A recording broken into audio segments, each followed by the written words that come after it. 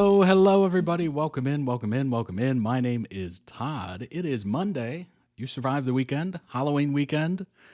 It was a fun one. I hope you checked out the last stream. I mean, the thumbnail is kind of tells you the whole story. That was a lot of makeup. It took me forever to try to get that off. It was kind of a last second throw together, but I hope it turned out all right. I thought it looked okay. If I didn't think it did, I don't think I would have gone live, but I was like, this is workable. This is doable. But I'm glad so many of you enjoyed it.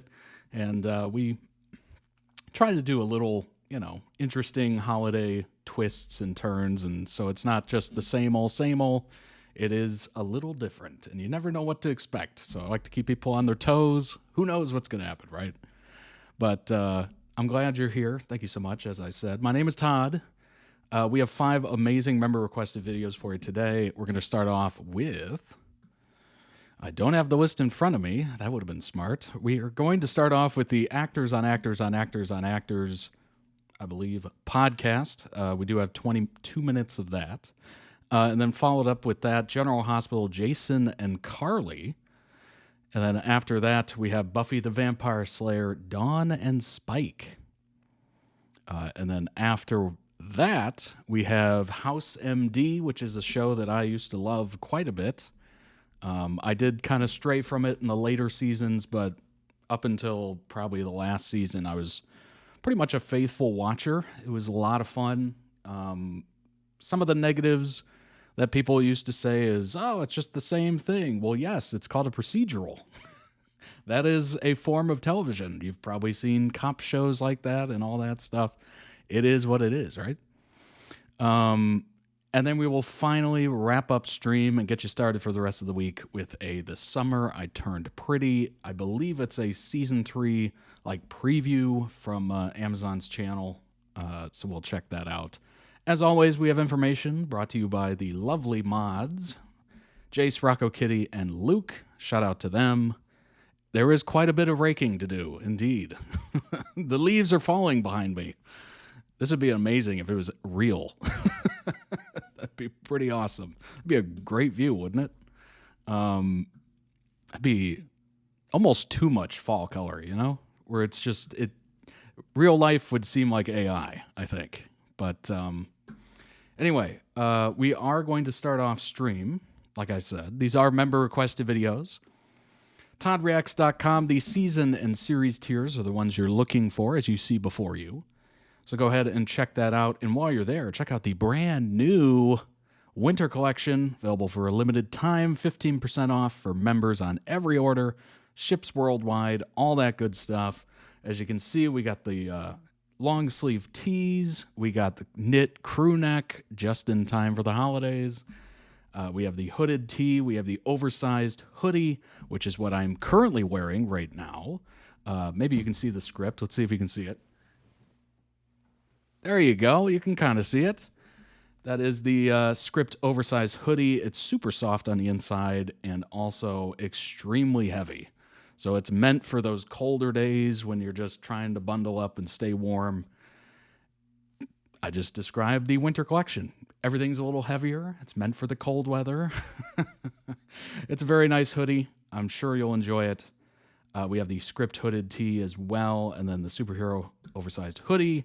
We have a fleece pullover, which is very nice. Got some sweatpants to keep your legs warm. We have some leggings as well that my head is currently in the way of. You can see it there. And then we have the pajama collection here. We have the pajama top and the pants. And you get your choice between either a nice kind of a light purple. I don't know exactly what to call it. Light purple or a pink. Very, very hot pink. But it's kind of a light hot pink, I guess you could call it. But lovely, lovely things. Go ahead and check them all out. I worked pretty hard on them, so hopefully you enjoy them. And as always, check out the accessories as well. Some things have been added there. You see the stemless wine, not wine glass, wink. You know what I mean? Stemless glass. We call it the stemless glass because it doesn't have to just be a certain drink in there. We have the wooden ornaments of 2025. We have many, many different shapes. We have the star, we have the bell, we have the stocking, and the tree. They're all handcrafted from Hinoki wood. They smell phenomenal. They're double-sided, lightweight, and it does have a magnetic back as well. So if you want to just stick it to your fridge, you're more than welcome to do that. Or if you want to hang it on a tree, you can certainly do that as well.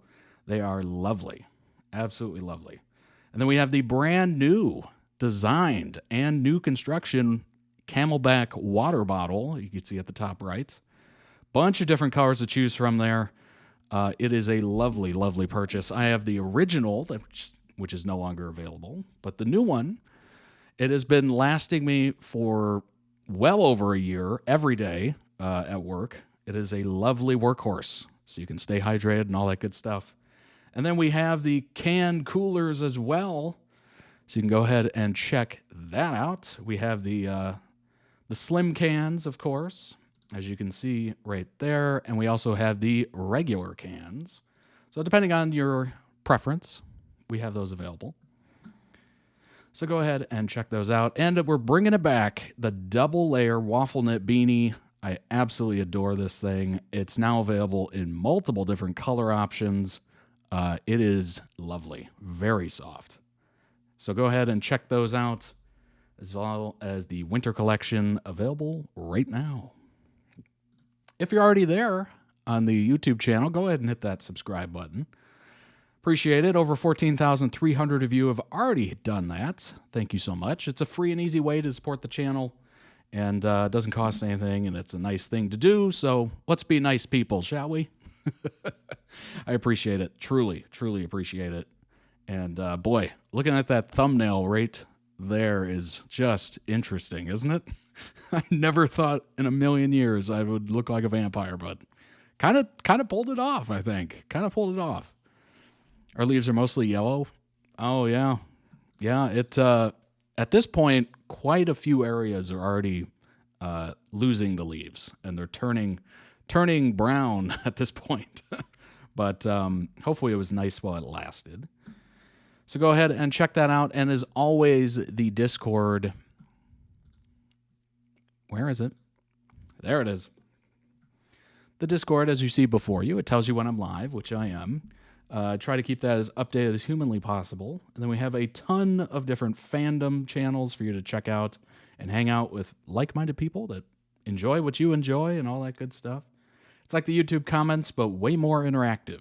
You can include photos and videos and all that stuff. It's amazing. It truly is. Then we have some fun community channels as well, so go ahead and check that out today. Link available everywhere, and it's totally free. Join the community. All right. Now, let's get to it, shall we? Let's get to it. Let's go ahead and remove the Discord from the screen. There we go. Todd Reacts Winter Sweepstakes winner will be announced here shortly. It was a giveaway over the weekend. It started, I believe it was Friday at 12 a.m. Eastern time here in the U.S. It's New York time, if anybody's wondering. And then we ended it on, I think, Monday, 12 a.m. Eastern time as well. So these are the fine folks that were able to get in during that time period. As you see before you, we have Ellie, Amos, Jace, Coon, Maribel, Cookie, Olivia, and Rocco Kitty. And exciting stuff. Very exciting. I will be emailing each of you. Well, let me rephrase that. I will be emailing one of you, the winner, a link to the website, toddreacts.com, that will actually allow you to put the item into your cart and then check out without putting in any payment information, no shipping, that's on me. And then you will receive your item within hopefully a week or two. So yeah, looking forward to it. Thank you so much for entering. And if you don't win this time, or you didn't enter this time, there will be another one coming up very soon. It's the annual holiday giveaway. So that is coming up, and you never know. You never know with that one. There might be more than one slot available. Just a heads up on that. So go ahead and it'll be. I will say this: it'll be a longer entry period. This one had to be quick because we have the annual holiday one coming up, and I didn't want them to overlap at all. But the annual holiday one will be a very long entry period, and it'll definitely get there before the holidays. So here we go. I feel like I should have a drum roll or something. I keep thinking this, and I never do it. All right, here we go. The Winter Sweepstakes. Playing off the Halloween, obviously. Congratulations to the winner, and the winner is... Here we go. Is it going to be Olivia? Is it going to be Cookie? Oh, it is Cookie. You have won the water bottle, the brand new designed water bottle. You will be receiving the giveaway link in your email very soon, probably after stream. And then you will be able to check out and get that coming towards you. Congratulations. Thanks for entering, everybody. I appreciate it. I love doing these things. It's just super fun. And obviously, it's a great way to check out the merch as well, of course. But it's awesome. I love doing these things. I hope you enjoy it as well. If you didn't enter this time, certainly do so the next time. Your chances are very, very good. Very good. And if you win this time, guess what? You can still enter the next time. All right. Congratulations, Cookie. I hope you enjoy the water bottle. I know you will enjoy the water bottle. I've literally been using mine for the past year. So it has stood the test of time. All right. Let's go ahead and jump into the first video of the day. It is AOAOA giving me the giggles for 22 minutes. Here we go. Congratulations indeed. There's a little bitch nanny in my building. Okay. And Is this a tangent or related? there's a little bitch nanny, and I just think she's such a bitch. Okay, Okay, let's get to it. Okay, wait, do you have a question? Well, we were going to talk about the Like, next get a round. real job, bitch. We're not talking Oh my about anything about gosh. that. We're not Like, mentioning- what is it? We were talking about what wins best actress. you a for babysitter We were or going a to tutor? talk Amanda about what wins has- best A actress for you. babysitter or tutor? What the frick? Amanda has lost it. Nanny? I do have to push back. I think that nannies are a real job. No, an au pair I is. think that okay, and I would posit what's She's the a little difference? bitch. And sometimes she's stealing my packages. I know Okay, she so is. that That little bitch. So that's why you don't like her, because she's stealing Is she your live things. in or live out? I don't You know. don't hate her because of a job. And Go, you decide the Oscars. Oh, go, that's the little. person that disguised. Oh, God decides the forbid Oscar. a movie was about a nanny, bitch. Oh, guys, what's going on? I'm Oat Francis. Oat? I love Oat. My BFF Oat. Yeah, I'm Oat, and I am the youngest one here, and cat's out of the bag for everyone out there. I'm the intern. So, I You're am. more than You're the more- intern. don't say Way that. more. Just because we don't pay you doesn't make you an intern. I Okay? feel like that's what I keep telling myself. I'll get a paycheck when I'm not an intern. Yes. Well, you have to climb the ladder. I mean, Yeah. actually, on the inside of this thing, it's a very steep ladder to climb. We've been around for a long Absolutely. time. We don't really like giving up our post. I know you know. I'm just Yeah. like waiting for a seat at the table. But You're you gonna have did to it. wait for one of us to croak. Well, we've given you Oh some my good gosh. opportunities. You really have, and I'm really grateful. The I lawnmower. with the lawnmower. Yes, so I just graduated Cal Arts, and I've been If you wanting haven't to read do it at the puppeteer. bottom. I actually built like This is an improv podcast. They're all playing characters. a really gorgeous puppet. That was written about for Vulture, and that's when you guys reached Just out kinda to me. put some It was context one to of it. the best, most interesting Vulture articles we've ever read. I love Vulture. I love. I read everything. I'm really blessed. They do their 25 comedians to watch and one puppeteer to check on. and that was me. And I'm so excited. That's how I got connected to these guys. That's how I got connected to these guys, and I'm so blessed to play. They're doing a mental health check. For them. House call. How soon did the police arrive at your doorstep to check on you? Oh, no, they did. They did. A couple of months later. Okay, it takes a second. Okay, Hey, Kim Tom, it's Kardashian summer. has a new bra coming out. What are that these has outfits? nipples on top of the bra. Okay. What? It's got nipples. Okay, let's talk on about it. on top of the bra. That is I need that to is talk about factual. this. That is factual Statement. statement. Because most of the brain is named in Latin. So the Fuchperfamen sounds not the like Fuchperfamen was named by Dr. Richard Defon. He is a monk shaman. Is your friend of yours? A monk a shaman. Dr. Monk Shaman? He's a monk Oh, shaman. Dr. But a shaman. I do a Right lot of this work way. with. He lives on the Great Lakes. He's Can't be a amazing. Dr. Monk Shaman. He Can't be a Dr. So he is a doctor monk. He's a monk shaman. He Dr.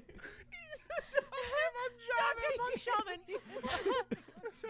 He is a monk shaman, and he is so plugged in. I gotta send you guys his blogs. They are. And he uses a computer. He- He's You a can Dr. see in the Monk bottom Shaman who has left, a blog. there's a So he doesn't use his question. computer, but his young wife does. I Okay. can't remember that Disney Channel show, Dr. Monk Shaman with a blog. But I've taken up so much time. Dr. Monk Shaman with the blog. Blog. I love think that show. Zendaya's in it. Yeah. yeah. And thank you for letting me take up the space right there. He is. I don't know. He's the one. I don't know. I don't watch the show. I've never heard of it. I only watch stock footage of trucks. Go ahead. Oh my God, honey. Although I don't agree with Kendrick's moral grandstanding and Meet the Grams, I thought his victory lap in Not Like Us was tantamount to a success and absolutely brought the rap game beef into a new level, the best that we've seen since '95. Let's hope it doesn't end the same way. I don't know. That had to have been nonsense, right? Barbara, that was so lucid. Was that the Old Testament? Mhm. Scripture? What was Oh, the ladies of the was it? look is It meant to sounded like be you the ladies clicked of the off. view. What was that noise? I was like, what is Barbara Ann, happening? Huh? what is your opinion on the diss track that Kendrick What? made about Drake? Huh? Ooh. Breaks? This is. I get that. It's not an intuitive mistake. Sometimes I think Barbara Ann was the first recipient of a Neuralink. Sometimes late at night I think, sometimes she's in and sometimes she's out. There might be somebody else in there clicking a switch. The buttons. Yeah. Let's talk about. I'm curious to know what you guys think about the Neuralink. The Neuralink, a brain chip Do you you put in your support brain. I'm just like, it's another app. I gotta update. It's another another- dongle. to me, it's a- another dongle, another day. Jeez. Another day, another dongle. dongle. Yeah. Well, this is fun because we've already kind of touched on a little bit of the secrets behind the magic. And I thought it would be fun, just to talk about some of the secrets we can talk about, behind the park magic. And let's just say right now, turn this episode off if you're listening for Club 23 stuff. We have none of it. We have never been Absolutely. invited. We don't know. You guys are sick in the head. Go away. You are perverts. There is not anything happening at Club 23. It is not interesting, and we will not discuss it. Y'all are irredeemable perverts. Absolutely disgusting to me in every way. My God, Irredeemable. forgive me, but my God, the way you two talk about the way all of y'all talk about Club 23, it's like you want to get in there and you want to do something seedy. That is not what Disney is about. You're disgusting. Everyone at the park would be happy you're dead. Because you're a pervert who thinks weird stuff happens at Club 23, and we're not here to talk about that.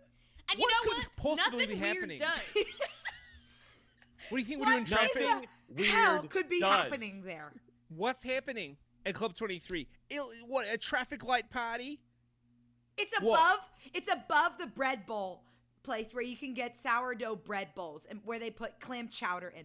What could possibly be happening above You that? know what? You know what? I'm so pissed off right now. I'm so pissed the fuck off that I'll just tell y'all what happens in Club 23. There's an extra bowl of goldfish that we don't get in the rest of the park.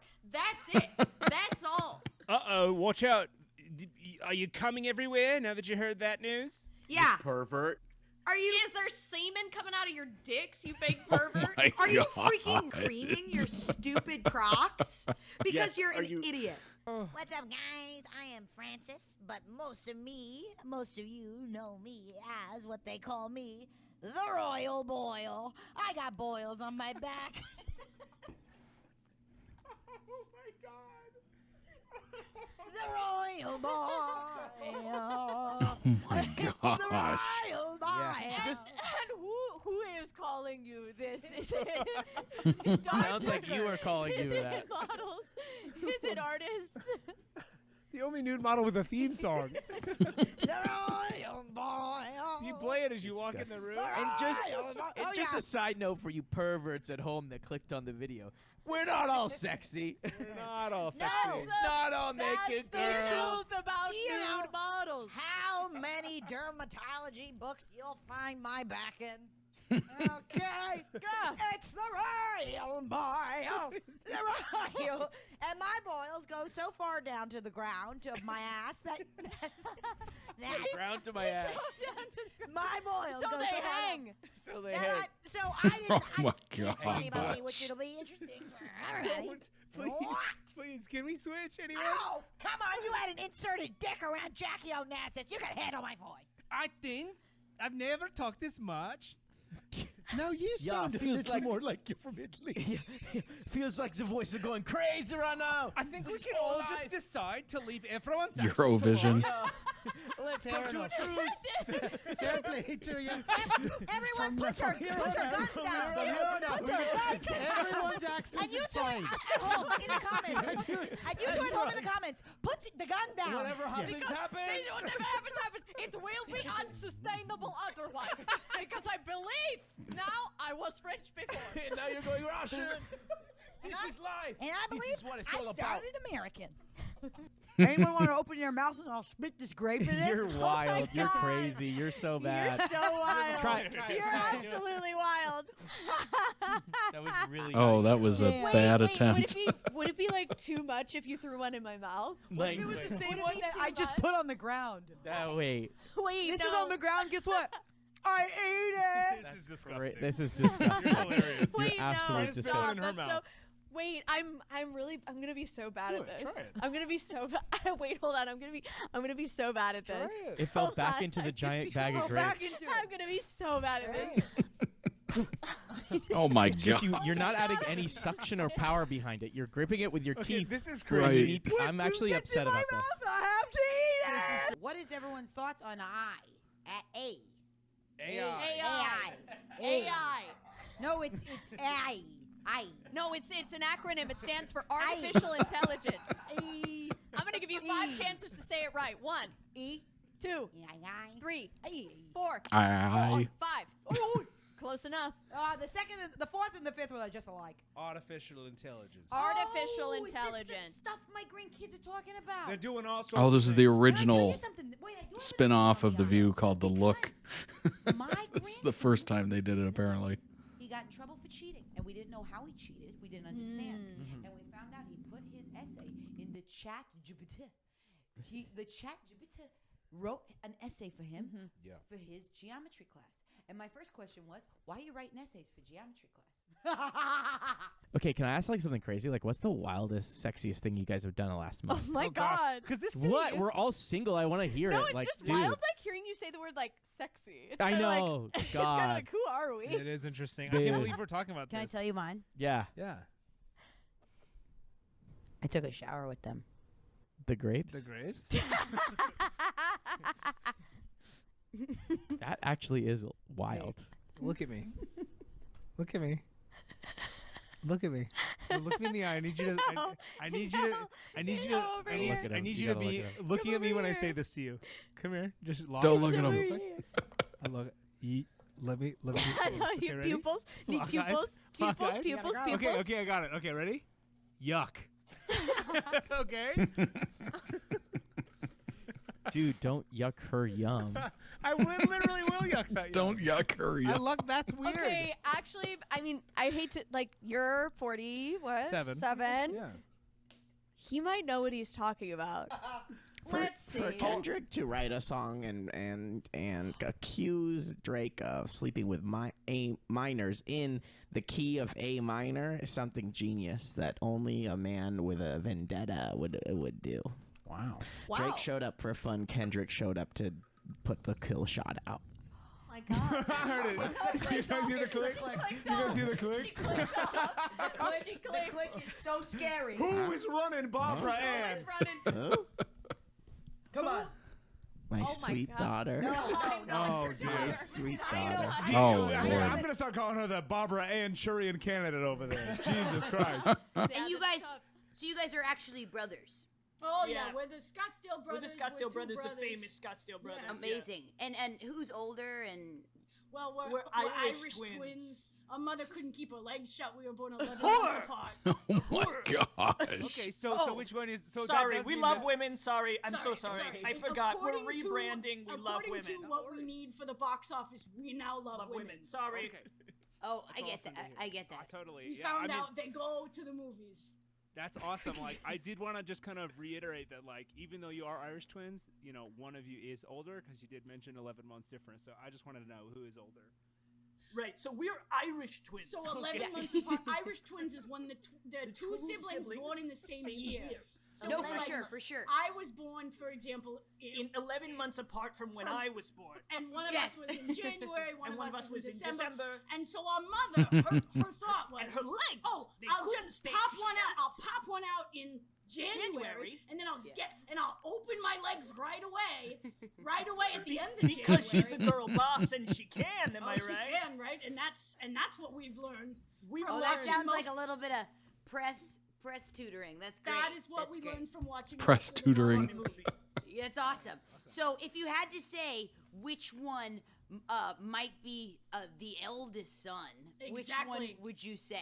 I I agree. would say that 100%. You agree? Okay. Oh, cool.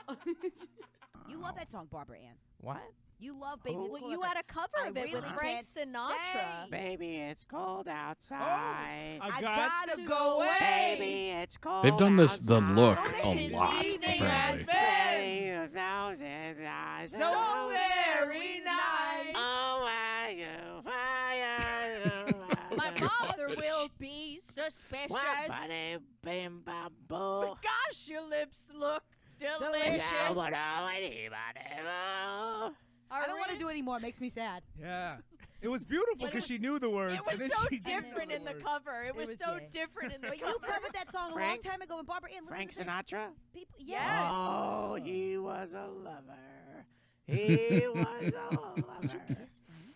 I did more than kiss. I dicked him down. No, my you God. did. Oh You my did God. that. He loves a What strap a Christmas miracle! Where did you learn that? Barbara. Barbara Ann, no, look, it looks like we have her for a very lucid moment. So Barbara. Barbara Ann, What was set the Frank scene. Sinatra's dick like? It's the Tropicana 1964. What are you looking at? Tropicana 1964. I'm looking at Frank Sinatra looking at himself in the mirror going, imagine if I could fuck me. And I say, you can, Roger, you can. And you called him Roger. It was a nickname we used to call like each other. a James Bond sort of role play. Ooh, yeah, oh, yeah. So I put on something called, we didn't call it strap-ons back then. We called it wood on a spike. Oh, my God. Oh my God! Ow! Ow! Ow! Ow! Ow! And we did call it dicking him down. Okay, this is inappropriate. I This don't is think we should shut her inappropriate. down I while think she's we still should- lucid. I think this is the best thing we've ever heard on the look. Barbara Ann Delight pegged Frank Sinatra with a wooden spike. All I had to do was sing "Baby, It's Cold Outside." I gotta be singing more often, Oh honey. my God! What? Who? Okay, you're gone. And I Jimmy know and when Martha. to keep Jimmy out. and Martha. What do I do? What do you do? Well, what do you? Hold on, 1 second. Oh, Both God, of you, this both. again. All right, I'll come this Both. time. You're not going over 1 there. second. You go I- over there. You're right. Come I on should- over here. Help me out. Let me. What do What's you, she about to do, you think? I have no idea. How many cars you got? Oh, what do 52. you want right Talking now? about cars. called to call your daddy? Yeah, I love that. I'm trying I to clarify love that. again. I I thought that don't was care real how many smart. cards you You have. want? So I'm what do you talking want? about Do you want? cars. I don't know. Do you want Whatever Shmoney How is. How many cars do you cars have? do you 52. So let me tell you what. Do you want to jump his Like bones or Buicks what? and stuff. Just answer me honestly. Do you want to jump his bones or do you want to? jokers as well. Again, I'm trying to not learn about your cards. I don't care how many cars you have. 55. Okay. can tell How do you have they're talking 55 about cards? us right now. They're They're talking talking about us. They're talking about They're us. talking about That's why us. they're laughing. Look That's at why Jimmy. we're Look how happy Jimmy is. Look at them. They're talking about us. Like Toyota, He's like laughing at how Ford, pretty I like am. Buick. So, if You you gotta wanna own jump at least his- one. If you want to jump his bones, Should I jump his bounds? if you want to jump his bones, you got to look at him and you got to say, "Listen," and you got to make him take off his glasses. If you can make us take off Like his a glasses, thing you drive to then work, you're set. a thing you drive to your music, things, anything. Mark. Give me Okay, one see, thing. okay, see. Okay, let me check. What should I do? Should I have another One. kid? No, not the cards. I feel like I could have one. I feel like forced too many. I'm on my wits' end right now. Or musicianship more. No, I need That's your the help. thing. I kind of want to pursue. What do you want advice an on? album I'm really passionate about right now. Doesn't it suck as a woman you have to choose between your creativity It's and your motherhood? it sucks because I'm gonna be out of commission for 9 months, but I do want to give him one more beautiful child. Here's my question. Do you think she likes me? Oh yeah, she's down to fuck. Great. Okay. Bye. Okay, I'm going back. Rubber and glue. There you go. There Oh, you here, go. what's yeah, up, you Barbara know the Ann? phrase. Bill Clinton blew his saxophone into me. Oh my god. Okay, I'm so Okay, sorry. Barbara. We have to ask more. I have to. Are we gonna know. get him? Okay, here we go. Let me see. Did you have The sex with Bill Clinton? the Four Seasons, Mhm. Washington D.C., 1995. Mm-hmm. Oh, we got her. Oh, we got Oh, her. we She's got here. We queued her in. I love I when you think give her this the is time and new. place. We haven't been summoning her in the right way, and now I think this makes sense. It was me, Bill Clinton, and Bob Dole. Bob Dole likes to watch. Bill Clinton likes to play, and I like it all. You like it all. That's amazing. So was he a good lover? Was Bill Who? good? Bill Clinton. Oh, who? Ah, fuck. we lost The president, 1996. Blew a saxophone I did into not have you. sexual Blew a relations sax with into that your woman. vag. F sharp feels good. Oh wow. Oh, wow. I don't know if this is good for daytime television. Yeah, I don't know if we can continue, Barbara Ann. Okay, kiddo. I want to give you a softball, okay? Okay, I'm because nervous. The art of being a wedding DJ. Put kid Alright? gloves on here, absolutely. All We'll right, put let's the put bumpers kid on gloves in the bowling alley. All you What a need to hat. do, What a hat. the by buffet is open, but if you're getting seconds, but if you're done with your meal, it is not yet time for seconds. Oh, That's a big one. It's I'll tell you, not yet this- time for seconds. This in my early career was a hard thing to learn, but once I learned it, it was like It clicked. it clicked. Yeah. This is like training wheels. This one. Totally. The buffet is open. Yes. However, Yes. if you have already started sneaking at the buffet, it is not yet time for seconds. Looking at the cousins. We're looking at the cousins. We're looking at the cousins. We're looking looking if at it's the a cousins. kid wedding, we're looking at the kids. Oh, this is similar to the gluten one. Okay. Yeah. Okay. You don't need to use music if you just want to do the announcement.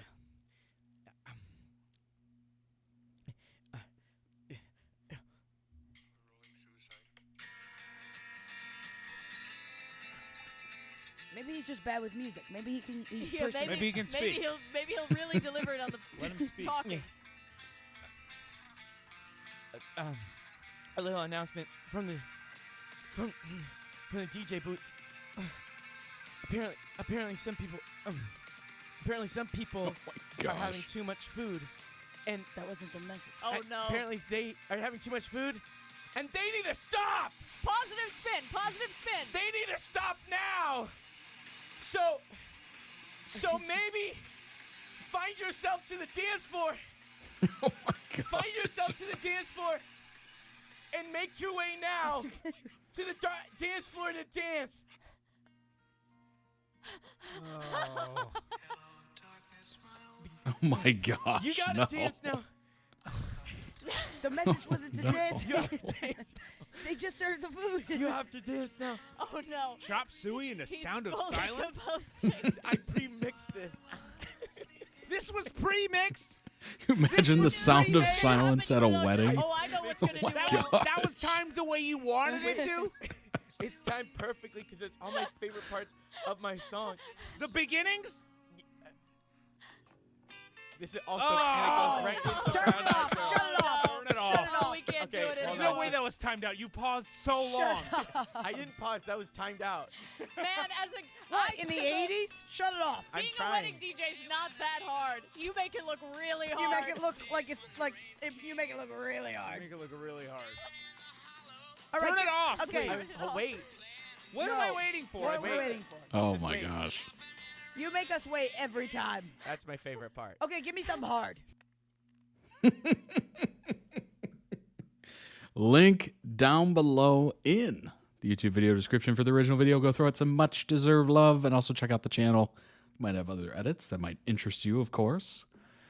We don't have any information on it because there just frankly isn't a lot. But check out the podcast, obviously, if you're into that and found it funny and fresh and interesting.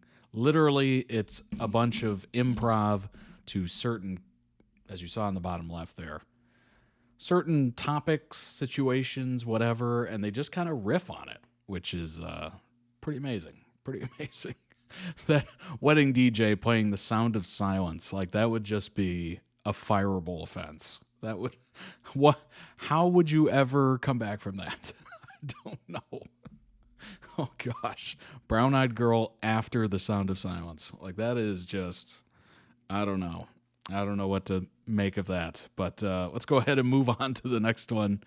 It is Jason and Carly from General Hospital. Let's see if we resize this. I think I got that right. It is called Mine Again. Forever holding out hope these two end up together again. Ooh, together again. That's not good. Oh boy, that tells me that they're not together. So this is kind of a wish and a hope. But let's go ahead and jump in and find out a little bit more about Jason and Carly. Thinking about Jake's? Jake's. That time in our lives. I fell in love with you back then. And the other night I realized I could fall in love with you all over again. There's a place Wow, they've been doing this for a minute. Let's dance. Dance with me. There's a world I used to know. I trust you enough to tell you what you mean to me. There was a light and it was you. Why do you assume that you would be falling alone? Every word I say is true. I'm saying it because it's true. Every day I will wait till you're mine again. I wasn't Honestly, say they've definitely aged well. I miss her. Our relationship changed. But it didn't end. You're okay.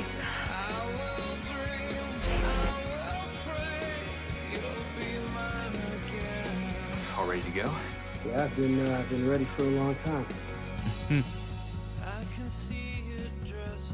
I still remember the feelings of relief when I told you every horrible thing I had done. All the secret things you said. And you didn't judge me and you didn't turn against me. I did something you're really not gonna like. You were wrong about that. It's the best thing that ever happened to me. Now my heart is in your hand in mine. Dang. Starts the rest of our lives. That's no Jer ring. That's a whole ring right there.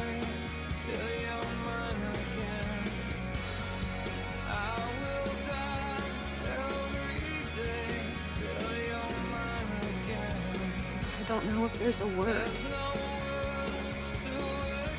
to explain how I feel about Jason. You had the same dream, didn't you? She's falling for him.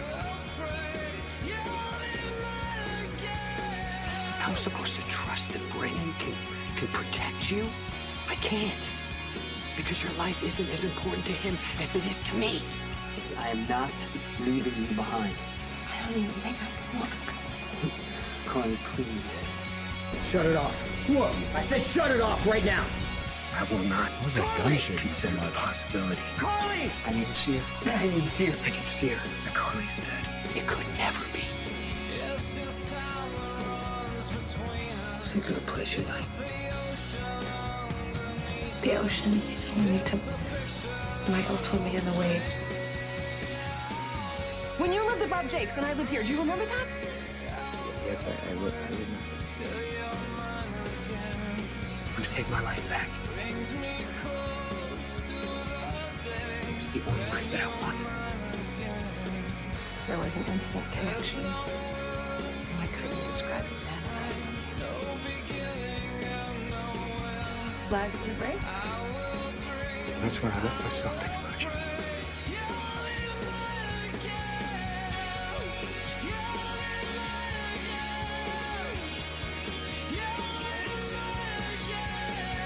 What's wild about this? Every time I look at one of these soap operas or soap dramas, I just know from reading enough of these plot lines that they did some heinous stuff. Whether they did it to each other or did to other people, it's very rare that you can find clean hands in any of these shows. So it's just kind of a weird situation image in the back of my head that I'm just like, what did they do? Or what happened to them? Or, you know, that kind of thing. Where I'm just trying to figure it out. Like, how ugly did this get, you know?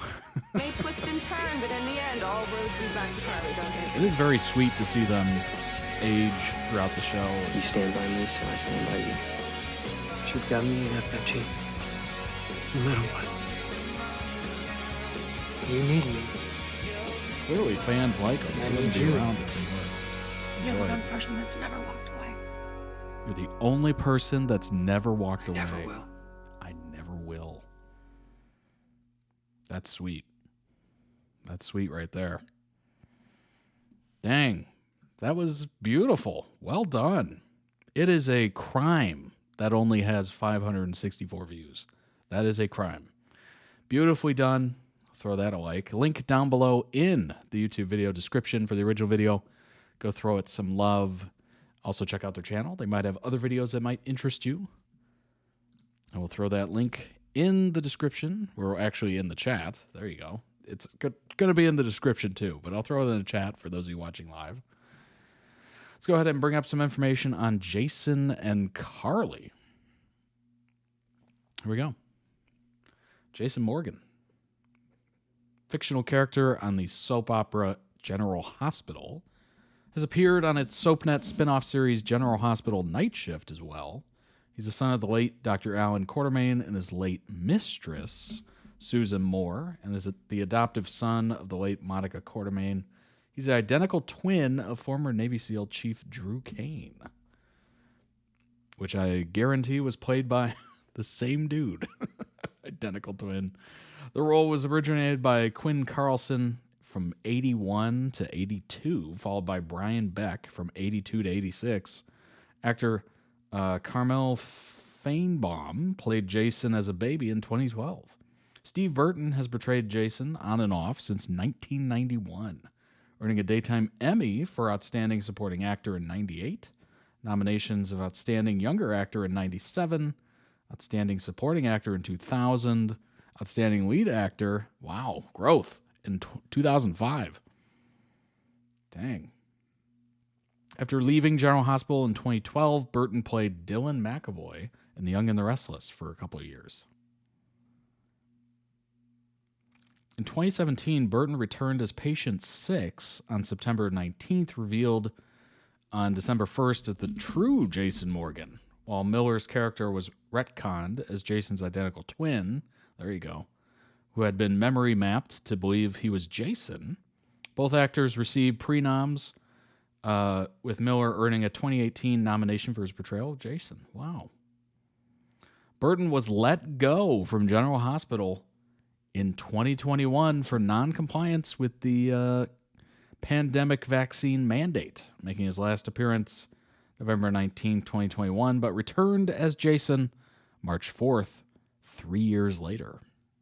3 years later. Jason's best known for his relationships with Carly, Robin, Elizabeth, Sam, and Sunny.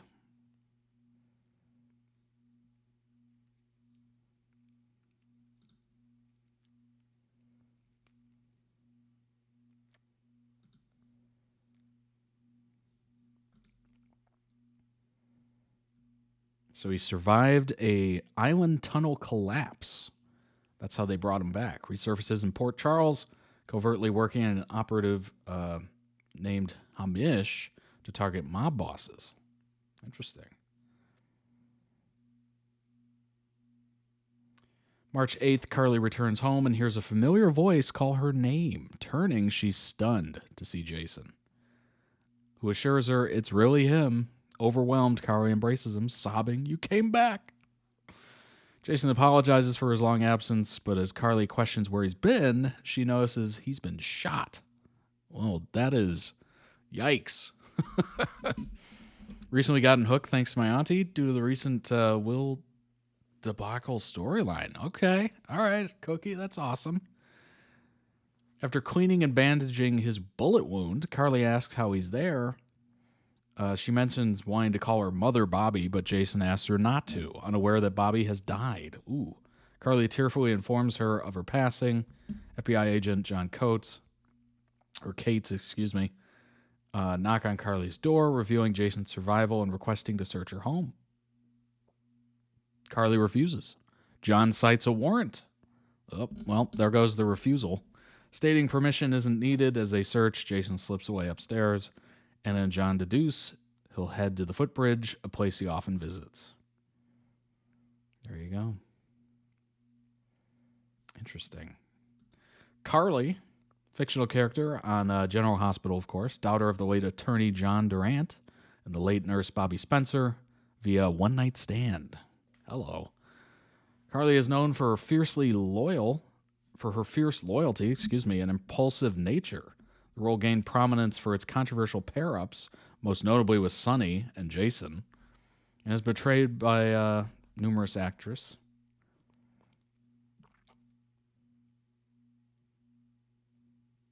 So there's been quite a few. Interesting. Crimes committed. Oh my gosh, look at this rap sheet.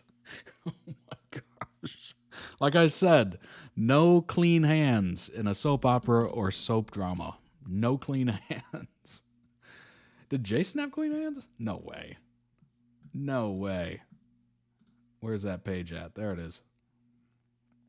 No chance. Is there crimes? Oh, yeah. Oh, look at this. Still going. Still going. Oh my gosh.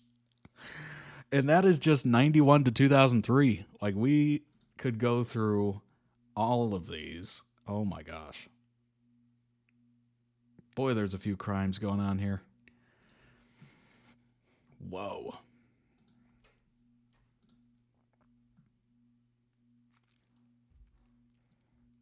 Let's see. Looks like nothing's been added for 2020 to present, unfortunately.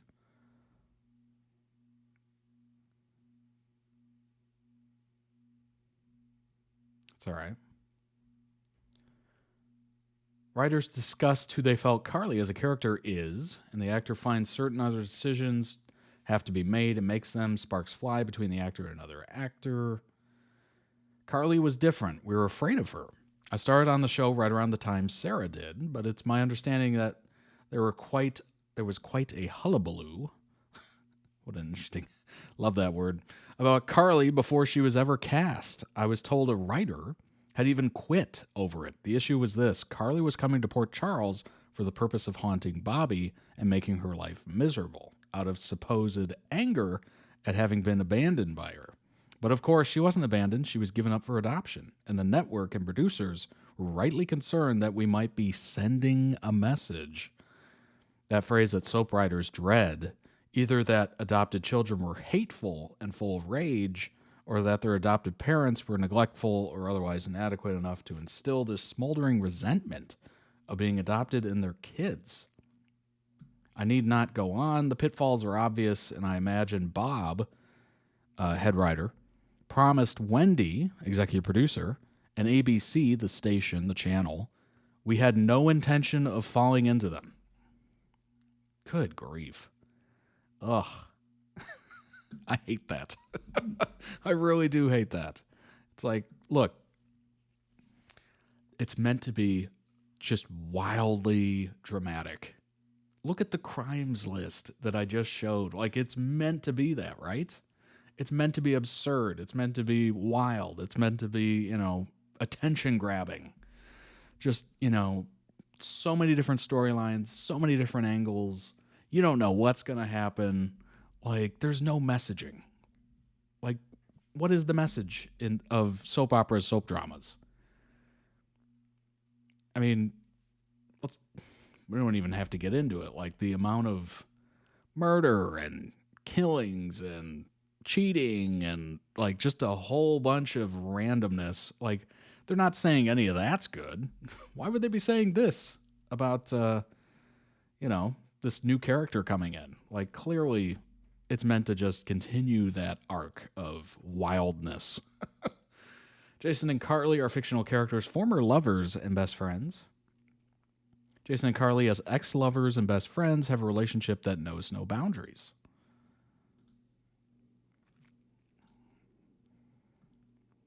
In July 2021, we'll kind of go with the more recent stuff. Jason and Carly decide to get married in order to stabilize the Corinthos mob family and send a clear message of power to anyone who tries to come up against them. As they start to plan the wedding, their long-buried feelings for each other begin to reemerge. After admitting this to one another, they agree to let things develop to see where giving in to their old feelings could lead. On August 19th, 2021, I think. Yes, September 17th, 2021, getting married. During their wedding night, just as they are beginning to make love, Sunny returns and they agree to rebury their feelings for one another. That is wild. Also, with Sunny alive, their marriage became invalid. When Sunny finds out that Jason and Carly planned to have a real marriage, he was furious. But both Jason and Carly did their best to reassure him that it was over now. Jason's presumed dead once again before they could truly deal with their reemerged feelings for each other. But obviously, in 2024, he came back. So, not dead. Very interesting. How would you ever, I know this is meant to be insane, but how would you ever trust, even if they think you're dead or you went away for a while, how would you ever trust that person again? What? Jason, who restarts his life after waking up in a coma, this is the original storyline, loses all of his past memories, although Jason starts to fall for Robin. Carly Roberts comes to town to destroy her mother's life, as we talked about. Carly meets Jason at Jake's, and the two play pool and start sleeping together. Boom, it's that quick. After a few rounds, a pool? What are we talking? The two hit it off and find they enjoy each other's company. Wait, are we still talking about the pool? They agree to a no-strings-attached agreement. Friends with benefits, I guess you could say. Carly refers to him as her boy on the side. When Robin finds out, she asks Jason to stop doing that with Carly, and he agrees because of his feelings for Robin. Jason chooses Robin, and they begin seeing each other. Carly falls in love with Tony, steals him away from her mother. What? Carly and Jason become best friends, and after a cup of hot cocoa during Christmas, they agree that if they ever need help, they would come to each other. Interesting. What a wild introduction. Wow. What an interesting introduction. Carly has a bitter fight with Tony that leads her to sleeping with AJ Quartermain. She also sleeps with Tony, and when she finds out she's pregnant, Tony wants to take her child. Carly goes to Jason, like she said, if they ever have a situation, they would go to each other, to ask him to pretend to be the father of the baby. Jason agrees, but tells her that he will not lie if he's asked the right questions. Carly moves into the penthouse with Jason. After Michael's birth, Carly leaves Port Charles because of postpartum depression. She returns in time to witness Michael's baptism. Jason chooses Emily Quartermain and Mike Corbin to be the godparents. Jason names him Michael Allen Morgan. Whoa. Wow. That's a lot. That is a lot. Jason spills the beans to Carly that Jocelyn is WSB. This was literally a month ago. Less than a month. The secret's out. On the October 16th episode, Jason finally came clean to Carly that her daughter, Jocelyn, is now a full-fledged WSB agent and was recruited by and under the auspices of Carly's boyfriend, Jack Brennan. Needless to say, that didn't sit well with Carly. Here's what went down. Carly tells Jason that Vaughn is a WSB agent. Poor Joss, who was very upset when she learned the truth. Carly confirmed it with Jack, let's just misspell. Confirmed she accepted as long as Jocelyn was not in danger. Bingo! Jason can't take it anymore and fesses to his bestie. Jason tells her that Joss is also in the WSB. Jason explains he saw it for himself and that Joss and Vaughn were working undercover and on assignment in Croatia, per Jack. Next, Jason says Joss had been lying the whole time. He goes on to explain that the Easter Island trip Joss claimed she was on was actually her agent in training. Upset, Carly demands to know why Jason didn't tell her before now. He was trying to do as Jocelyn had asked him and begged him not to tell Carly. Makes sense.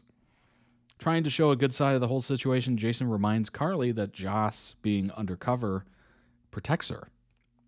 Livid, Carly smashes a vase of flowers from Jack. She fears Jocelyn's in danger. She has to help her. Jason warns her doing anything drastic would cause Jocelyn's cover to be blown, and it could ultimately kill her. Yeah, that makes perfect sense to me. Laura Wright, who's been anticipating playing the moment Carly learned the truth, shared her thoughts. Quote, she's just utterly rocked and devastated. I mean, this is her kid. And here's the thing. Jason, who had been warning her about this person, Anna has been warning her about this person from the beginning, and she fought and fought and fought. No, she told Jack, I believe you and I trust you. So she's freaking livid and hurt and like, are you kidding me? My daughter's now a spy, which means every day she has to wake up. Someone could end her, is what I'll say. It's quite the phrase they use there. She's in utter shock. She's sitting here going, Jason knew, Anna knew, Jack betrayed me while he was in my bed. Hello. My daughter didn't feel like she could tell me what has happened to my life. Asked to what end and how far Carly will take her revenge on the deception by her beau, Jack. Wright teased that Carly could be thinking, I'm taking him down and I'm going to protect my daughter. She's not 100% sure of her plan, but she's trying to figure it out. Well, there you go. Interesting. So everybody knew except her. And they all kept their word that they wouldn't tell her. Oh boy, that's a tough situation. You know, you're being given a secret by, somebody you enjoy. Their kid is doing something that they wouldn't approve of. Do you keep the secret? Do you not tell the mother or parent? That's interesting. I guess it would depend on who you have a longer relationship with. Like, if you've known the parent longer and that's the main point of contact, yeah, I think you got to tell them. If the kid is like the main connection, then maybe you don't. But yeah, I think I would have told. I think I would have told. I don't think that's a very controversial stance to take, but I think it would have been correct to tell the parent, regardless of the outcome, the fallout, All right, let's move on to the next one. It is Buffy the Vampire Slayer, Dawn and Spike being best friends for 4 minutes. This is titled The Walker. Or at least the song is titled The Walker. Let's go ahead and pull that up, and we will jump in.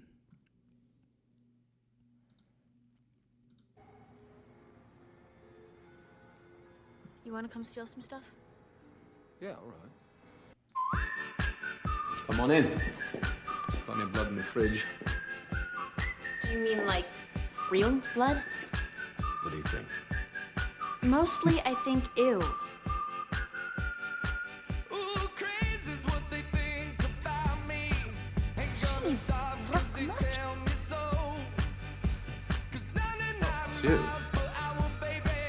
What are you doing here lurking about? I wasn't lurking. I was standing about. It's a whole different vibe. I'm not lurking. I'm looking. Come on. I'm better than you. I'm not. Am too. Let's fly, pigeon! Let's fly, pigeon.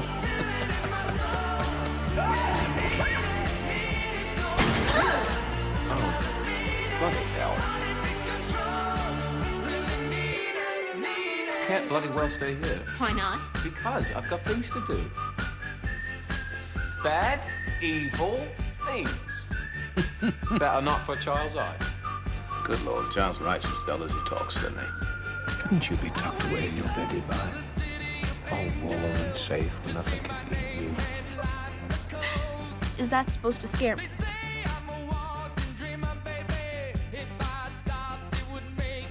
I'm going. No, you are not. I've got no idea what's down there. Little tremble. I am so glad they kept this character, Spike. So apparently we learned last time during the Halloween stream that he was always supposed to be in this show for like 3 episodes, then killed off. I am so glad the actor did not get his way and just leave the show. Glad they kept him. You are not. I've got no idea what's down there. Little tremble in the earth. Come on. Oh, what do you know? It is Buffy. That's right. That's bad now.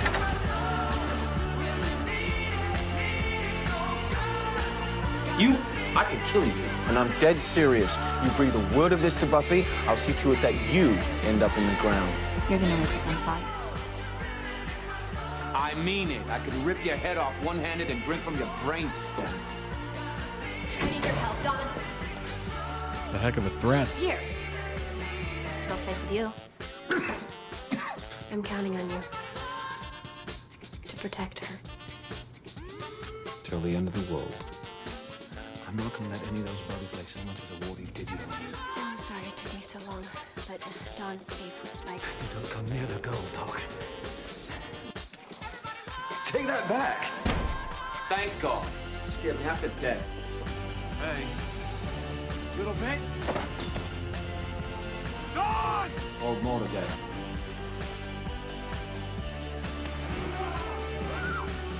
Hey, chin up, lately. Don't get scared, because that's you, Nibbler. I'm not gonna tell little bit. Look, should you check on Donnie? Yeah, but Spike's hurt. Get it, scared. But I said it. So mind me. I'm like a lightning rod for pain and hurt, and everyone around me suffers and dies.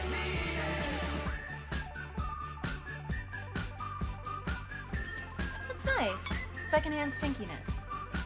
I know something about evil. You're not evil.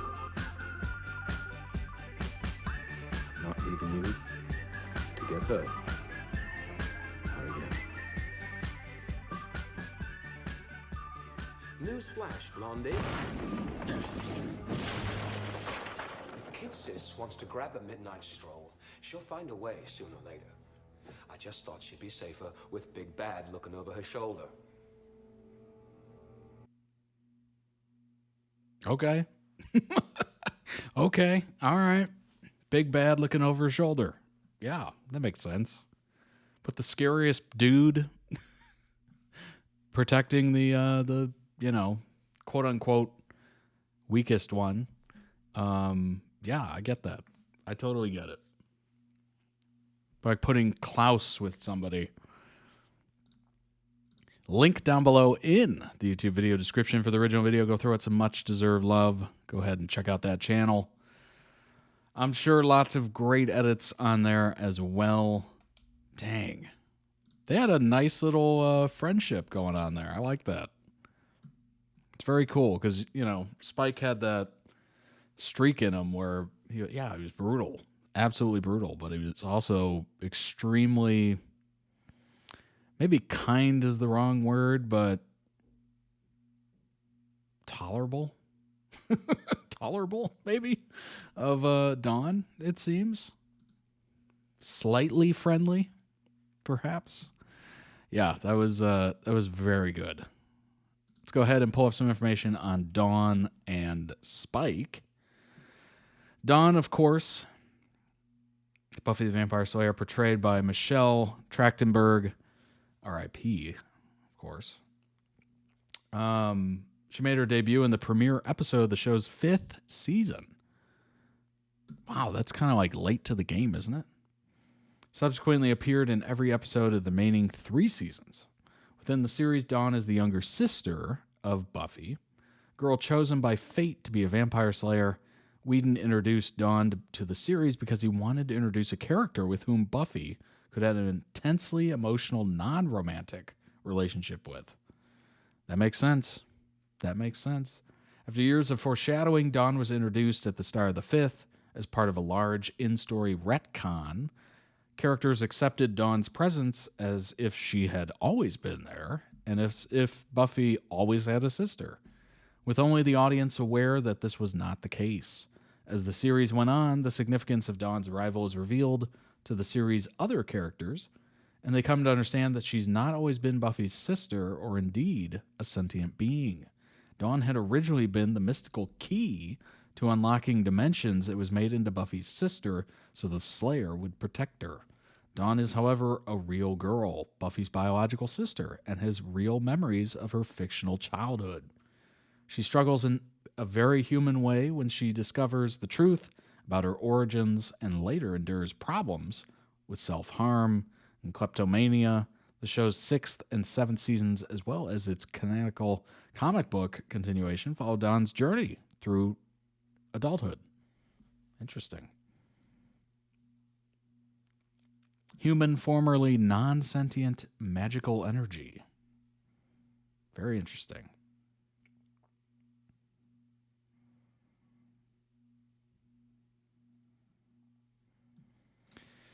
Dawn and Spike's friendship.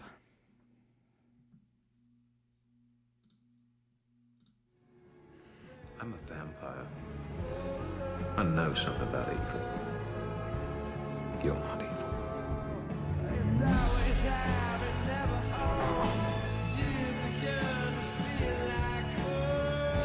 I feel safe with you. Let's fly, pigeon!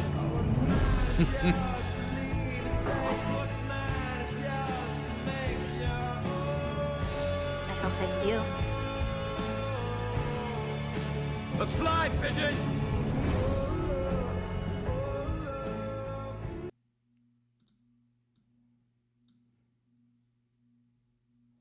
I'm a vampire. I know something about evil.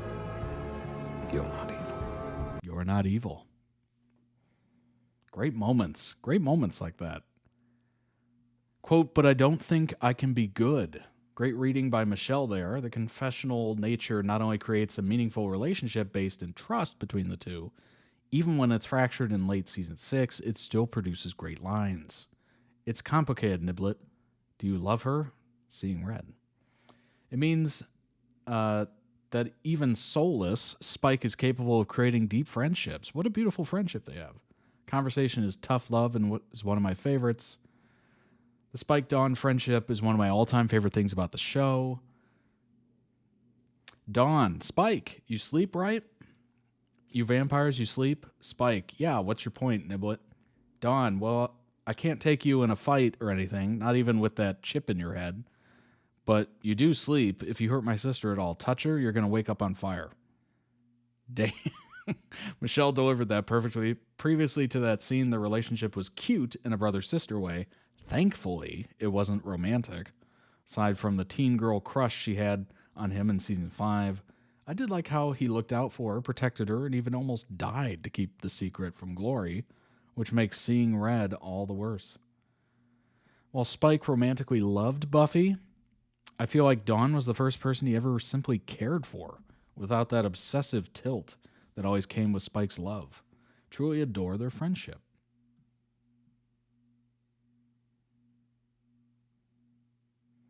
Why are people here obsessed with bringing up seeing red? I'm just posting a video at it.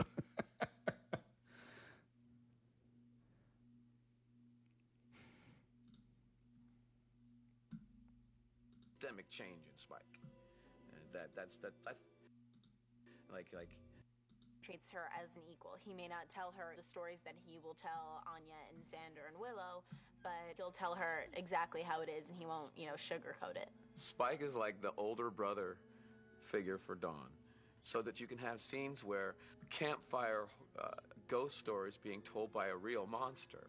I mean, it's just beautiful. It's a great way That is beautiful. to show that there's been a systemic change in Spike. And that's like Dawn is the tastiest tidbit you can imagine, but now he would never touch her. He would never even think of scratching Dawn because she is loved of Buffy. A whole number of beasties between here and there. But they'd really go for a little Red Riding Hood like you. That wouldn't set too well with Big Sister. And I think that the reason that Dawn, goes over to Spike's crypt at all is because she doesn't know what an incredible villain he really is. She wasn't around when he was trying to kill everybody. She's only seen Puppy Dog Spike. Spike's totally into you.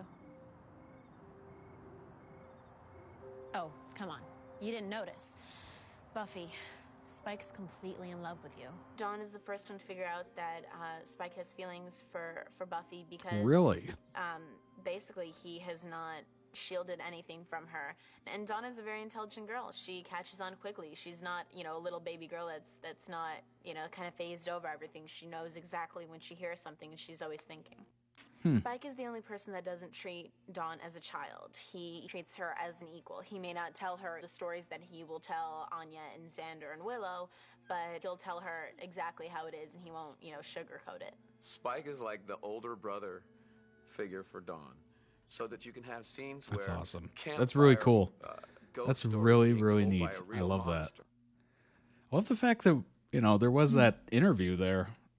It's a beautiful thing.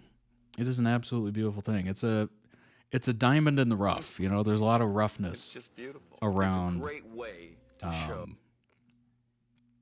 this show, and certainly with villains and stuff like that. And obviously Spike went through a decent amount of growth, as he was saying. That is a really nice, beautiful moment. Michelle Trachtenberg received a liver transplant before she died. Here's what to know about the surgery. Death is still unknown. Patient outcomes after liver transplants are generally positive, with a 5-year survival rate of over 75%. It's really unfortunate. No cause of death has been determined. 39 years old. Not known whether she suffered complications from it. 3 doctors who research or treat liver disease said that complications such as infections or blood clots somewhat expected after a transplant, but patient outcomes are generally positive. The 5-year survival rate exceeds 75%, which is pretty amazing. Typically, by the time that someone's leaving the hospital, there are usually all indications that the liver is working. Some serious complications may arise after, including heart attacks and breakage or clots in the veins where the new liver was attached, which can lead to liver failure. In other cases, medications prescribed after surgery may generate high levels of potassium in the blood, causing irregular heartbeats. It's one of the most involved surgeries that can be done. People are sick afterwards. They're usually weak, or they've had an infection or minor complication, and they'll need somebody to help them with their activities of daily living. Transplants are typically reserved for people whose livers have sustained irreversible damage, leaving them no other options. Around 10,000 people receive transplants annually in the U.S., and there are over 24,000 on the waiting list at any given time. Yeah, it's unfortunate, and they do weed out people. Age, certainly. How much life you potentially have left. They do weed out those people, as I know very intimately, unfortunately. But yeah, it's brutal. It's absolutely brutal. The odds of getting one for a normal person is very slim. Very slim. Even worse if you're older, for sure. James Marsters pays tribute to Michelle. organization. I believe you have to be technically a genius to be as awesome as you want her to be. As awesome as you think she might have been, she was. She was a member of Mensa, which is an organization. I believe you have to be technically a genius to join Mensa. So she was howlingly intelligent and also very funny. She didn't look that tough to me. And also very professional. I was amazed. You know, when you hear that you're going to get a 15-year-old as a cast member, you're like, oh, okay. And then to find the exact opposite. Someone who was devoted to the show and always showed up with a good attitude and ready to go. And also just really talented. Shouldn't you be tucked away in your beddy by? All warm and safe where nothing can eat you. Is that supposed to scare me? Little tremble wouldn't hurt. Michelle was as awesome as you wanted. What a great scene. Oh my gosh. Mensa. Wow. That's really cool. That's funny. I would assume, yeah, if you're an As older, you think she might have or been, like she was. you know, probably not, I wouldn't say old, but like, you know, slightly older than 15, I suppose. If you hear that you're getting somebody that age on the set with you and you're going to have to work with them, you probably have the initial reaction of, ugh. Like, here comes a kid. But obviously very smart and funny. Very funny as well. Rest in peace. That is unfortunate. That's the craziness of the human body. You never, you know, can understand too much of what's going on, and a lot of it's still a mystery. A lot of it is still, unfortunately, a mystery. Let's go ahead and move on to the next one. It is House MD from the show House MD. House and Wilson being gay for 15 minutes straight. Very funny title. I just finished watching season 8 of House and compiled most of the Hilson. Okay, so there's a pairing called Hilson. Scenes I recorded. All right, let's go ahead and jump into this. As I said prior, I did enjoy House MD. I thought it was great. It was a wonderful medical procedural, I guess you could call it, because it always went the same rhythm, right? Starts out with a case of the week, somebody dies or whatever, and then they have to figure it out. And usually House at the very end is coming up with something crazy, you know, some rare disease or whatever, and they treat it and it's all good. But it was good. The interpersonal relationships were nice. The storyline of House dealing with his injuries and what the fallout from that and all that kind of stuff, I thought was entertaining, certainly interesting. But yeah, it's one of those shows where I've always wanted to go back and rewatch it because I think I missed some stuff, and I went away from the show during the last maybe 2 seasons. So I didn't quite get the full picture of it. But it would be nice to go back to it. Let's go ahead and jump in. What are you hiding? I'm gay. Oh, that's not what you meant. It does explain a lot, though. No girlfriend, always with Wilson.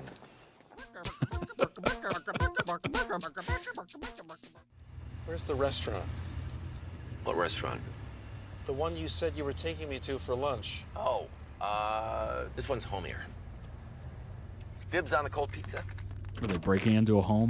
I'm not on antidepressants, I'm on speed. I don't think of House that way. I never have. Why not?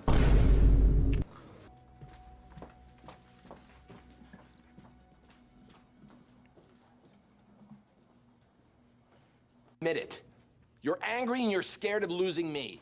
I'm not angry. I'm not Admit scared. it. I'm not Admit afraid. it. I've lost Admit people. it. It happens. Admit it. What are you, 5? Stop repeating. Admit it. Admit it. Admit it. Admit it. Admit it. Admit it. Admit it. Come on. Admit it. Admit it. Oh my gosh. Still not boring. Go on. Does it bother you that we have no social contract? My whole life is one big compromise. I tiptoe around everyone like they're made of china. I spend all my time analyzing. What will the effect be if I say this? Then there's you. You're a reality junkie. If I offered you a comforting lie, you'd smack me over the head with it. Let's not change that. Okay. No, see, this... If you were implementing the social contract, you'd say that, but only because it makes me feel better. It is kind of fun watching you torture yourself. Do you think things will work out with my brother? No. When it does go wrong, it won't be your fault. Thanks, House. You do actually like monster trucks. Absolutely.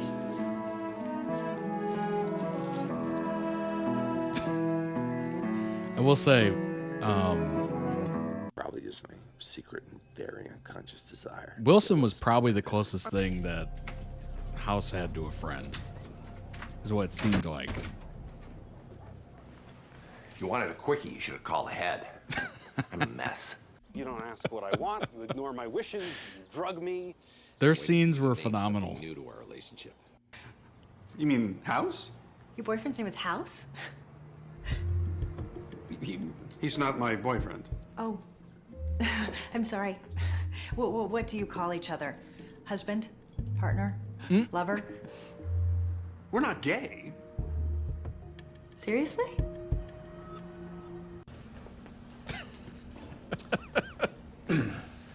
Everyone in our building thinks we're gay. We're grown men over the age of 30 who moved in together. We're 2 tigers away from an act in Vegas. We'll figure out we're straight eventually. I love this man. And I am not wasting another Siegfried moment and Roy. of my life denying that.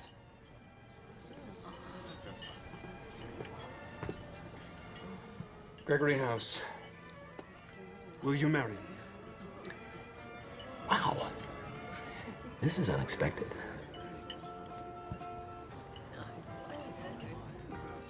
Say yes.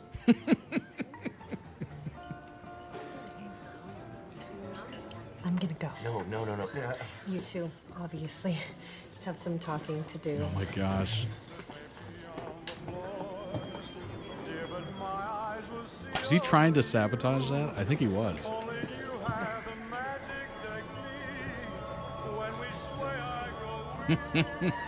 Where are you? Undisclosed location. Who are you hiding from? Wilson. And the lunch date that Wilson is no doubt right now trying to sick on me. But in the great game of chess that is our relationship, Wilson sees only one move ahead. I see dozens. that is why he will never mate me. That's a chess term. A lot of stupid things, That's a but I chess turned term. my life around. I'm as straight as any of you. You don't have to. I like my stuff. Hated when Wilson moves in early. This is not about Wilson. Oh my. You were gone 2 minutes. What do you got there, sweetie? Well, now spit it out. Come on, sweetie. Open. Ba ba ba ba ba ba. Ba ba ba. Hey, you are not gonna pin this on me. What? Rachel needs to be monitored for 24 hours to see that the dime passes. You know, just to make sure she doesn't die. She ate a You're dime? telling me to do the right thing while climbing out a window.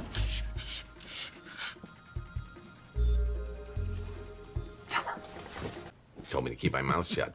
It's the only way I had a chance. Leaving aside the fact that House is a sociopath, I have to admit that I'm honestly relieved. Your mom is quite a handful.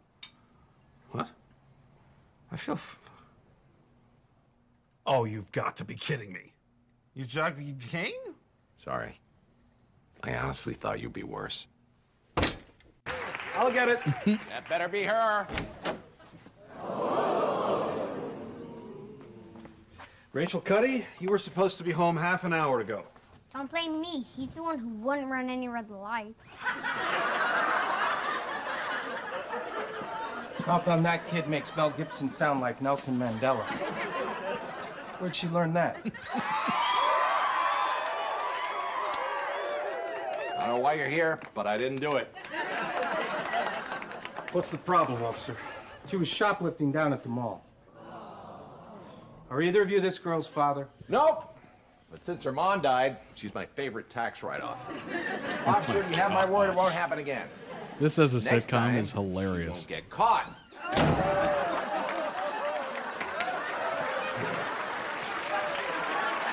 Is this meant to be 2.5 Men? I think it is.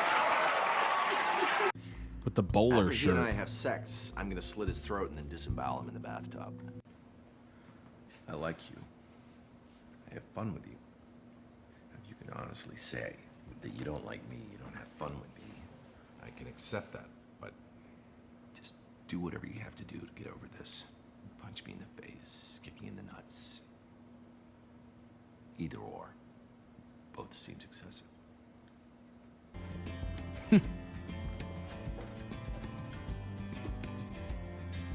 Oh.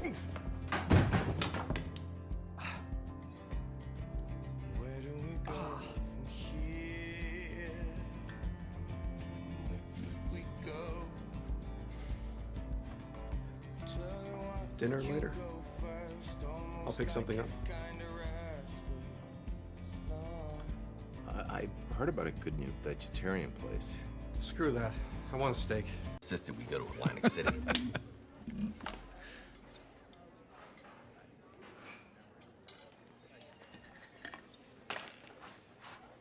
Oh, he's sharing it. Or tried to share it. It's like, what? Got your page. You're an ass. Admit it. Let me down. After you admit it. I'm a little tired, eh? All right, I admit it. Despite the fact that I know there's a gun in here, I'd never find it because you are more devious. Clever. Devious. All right, fine, clever. More clever, and you'll always be one step ahead of me.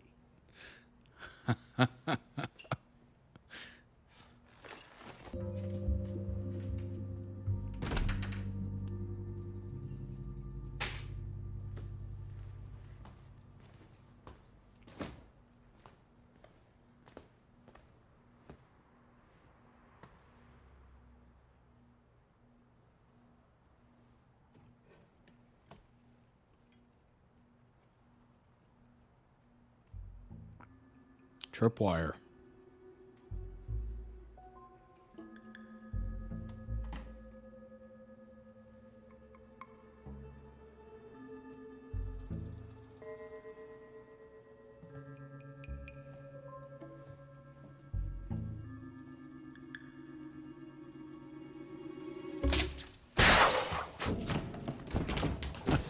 Gotcha!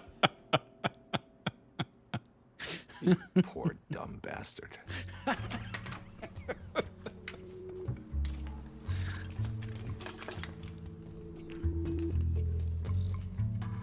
Oh, there's so many moments in this show I either haven't seen or completely forgotten.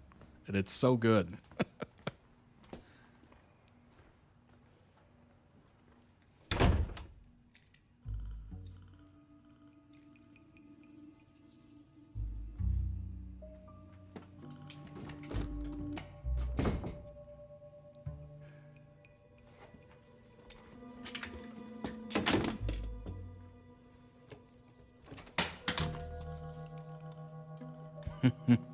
Got too cocky.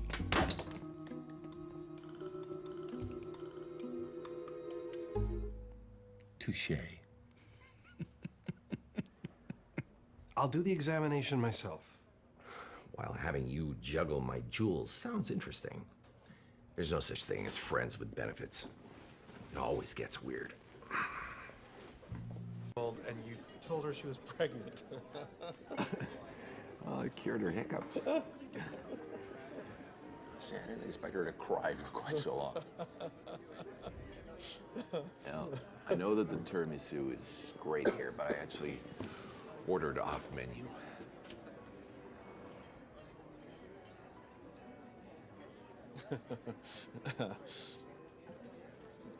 Great. I told you you didn't hang the bear bag high enough. I'm a smart bear. I'm almost certain he untied me. Thanks for the follow. Appreciate it. Oreos behind. You hiked for 32 miles. eating nothing but creamy filling. Black stuff is overrated. Climbing the hill.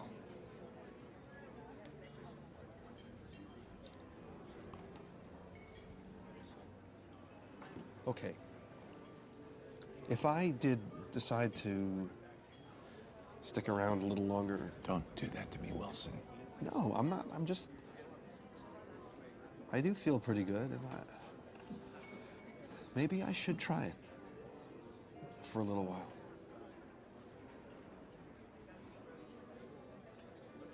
I think that's reasonable. If things go wrong, Oh, boy. just Oh, want you boy. to know. If you're gonna say that you've always been secretly gay for me, everyone always just kind of assumed it. I just want you to know that I appreciate the risk you're taking. My car. You don't have to just accept it. Yes, I do have to accept this. I have 5 months to live, and you're making me go through this alone?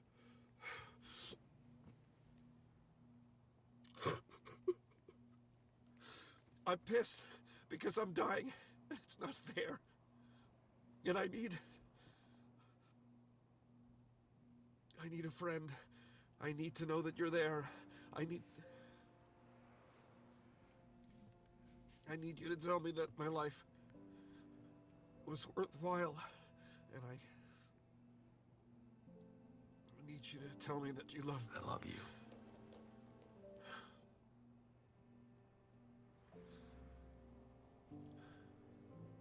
Oh my gosh. Brutal. No.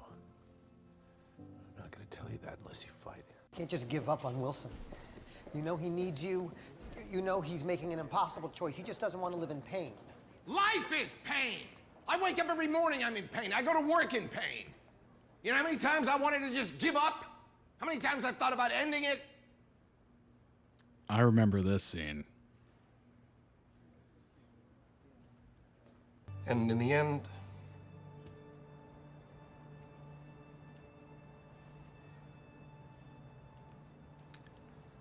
It's one of the great House moments. House was an ass. Life is pain. He mocked anyone, patients, coworkers, his dwindling friends, anyone who didn't measure up to his insane ideals of integrity. He claimed to be on some heroic quest for truth, but the truth is, he was a bitter jerk who liked making people miserable, and he proved that by dying selfishly, numbed by narcotics, without a thought of anyone. A betrayal of everyone who cared about him. Phone.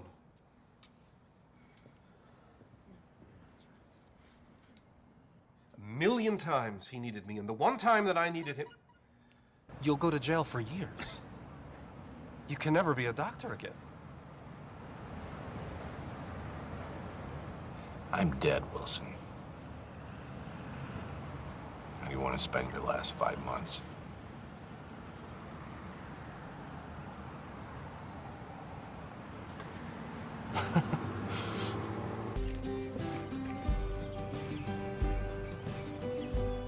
When the cancer starts getting really bad. Cancer's boring.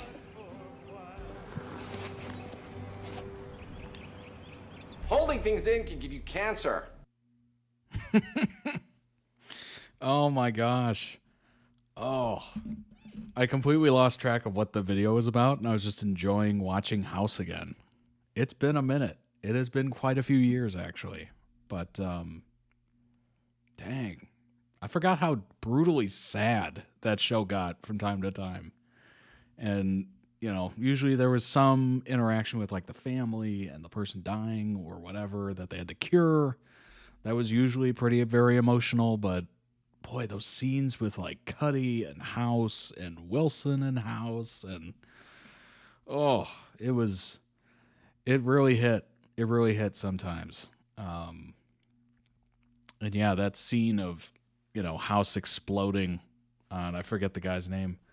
Life is pain. Like that scene is memed like beyond belief, but it was a good one. It was a very good scene. And yeah, it was kind of seasons worth of House like anger and pain and just addiction and everything just kind of coming out at that one moment. It was beautiful. It was absolutely beautiful. Terrifying, but beautiful. Link down below in the YouTube video description for the original video. Go throw it some much deserved love. That has almost 1 million views. Let's go ahead and pull up some information on House MD. Of course, Wilson, or Hilson, I suppose. And I will go ahead and post that link in the chat as soon as I'm able to log in there again. There we go. There it is. There's that video. Go throw it some love. Check out their channel as well. All right, let's pull up some information and kind of go over it. James Wilson, fictional character on medical drama House, first appears in the pilot episode when he introduces a medical case to the protagonist, Dr. Gregory House. Wilson is Dr. House's only true friend. Wilson frequently provides House with consultations and aid. He's the head of the Department of Oncology at the hospital. During the show's run, House and Wilson have been compared to Dr. Watson and Sherlock Holmes. Wilson's portrayer, Robert Sean Leonard, has stated that his character and Dr. House were originally supposed to play these roles, but that Dr. House's diagnostic team has taken over Dr. Wilson's part. Interesting. So it's going to be kind of a Sherlock and Watson situation. Leonard also read the script of the pilot episode of CBS's Numbers and planned to audition. He auditioned for Wilson instead because he felt he would enjoy more playing the character that House went to for help, and because he liked the odd couple dynamic of the relationship. Character was received positively. The only irreplaceable supporting character of the show, said somebody from the Star Ledger.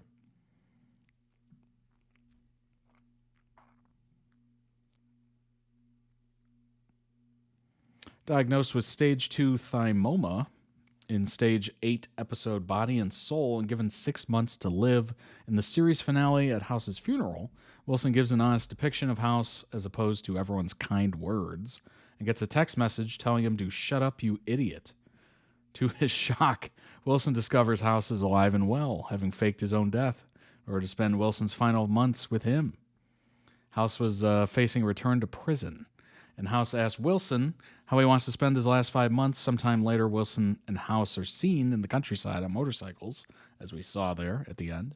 He asks House about what they will do when the cancer gets bad, but House simply tells him that cancer is boring, and they ride off together.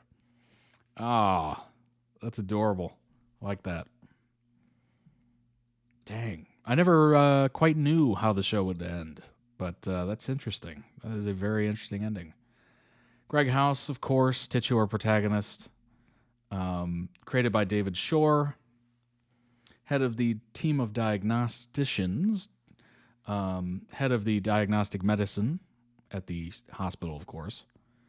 Character has been described as a misanthrope, cynic, narcissist, and curmudgeon. I think all of those are probably pretty accurate.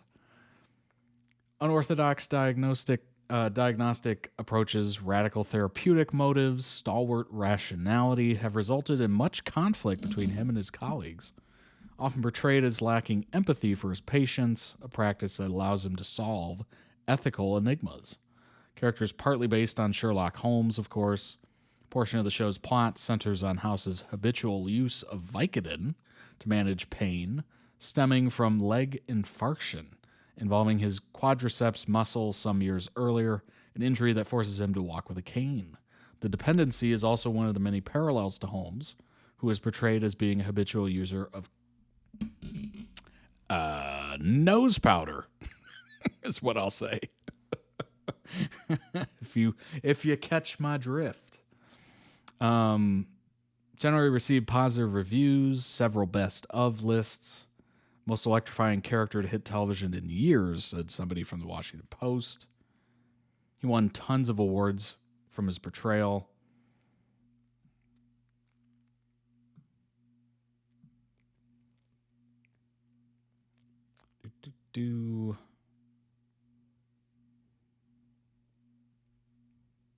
During a medical convention in New Orleans, House first saw his eventual best friend, Dr. James Wilson, so this ties into the video. Wilson, who was going through his first divorce at the time, broke a mirror in frustration and started a bar fight after a man repeatedly played Leave a Tender Moment Alone on the jukebox. Out of sheer boredom with the convention and to have somebody to drink with, House paid for the damage, bailed him out, and hired an attorney to clear Wilson's name, which he failed to do, starting their professional and personal relationship. House identifies himself multiple times during the series as a board-certified diagnostician with a double specialty in infectious disease and nephrology. Excuse me. Unlocking the secrets of House MD, the House-Wilson relationship. Two characters from the... What is that? Get out of here.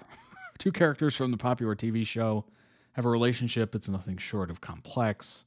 Bicker, fight, make up, do it all over again.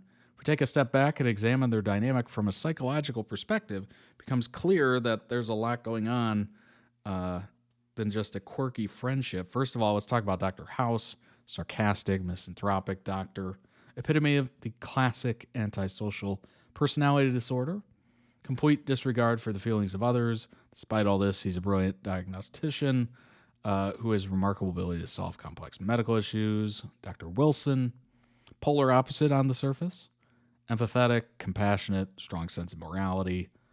Take a closer look, we could see that Dr. Wilson also has his own set of psychological issues.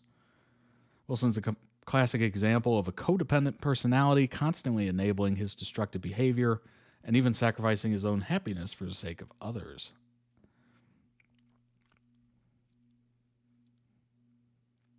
There's a deep-seated psychological element at play. House's constant sarcasm and snark are a defense mechanism used to keep people at an arm's length and avoid any real emotional connections. Wilson, on the other hand, has a tendency to put himself in emotionally compromising situations. Despite their many differences, the relationship endures because they understand each other on a deep level. They both struggle with the same core issues of loneliness and the search for personal fulfillment. And their friendship provides a safe space for them to work through their issues together. It's a strange, dysfunctional dynamic, but it works. Let's be real, it's pretty entertaining to watch. Absolutely. Absolutely.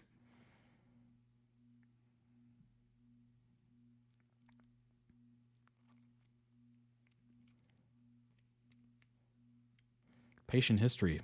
Wilson, you can be a real jerk sometimes. You know that? House said, yeah, and you're the good guy. Wilson said, yeah, at least I try. House said, as long as you're trying to be good, you can do whatever you want. Wilson said, as long as you're not trying, you can say whatever you want. House said, so between us, we could do anything. We could rule the world.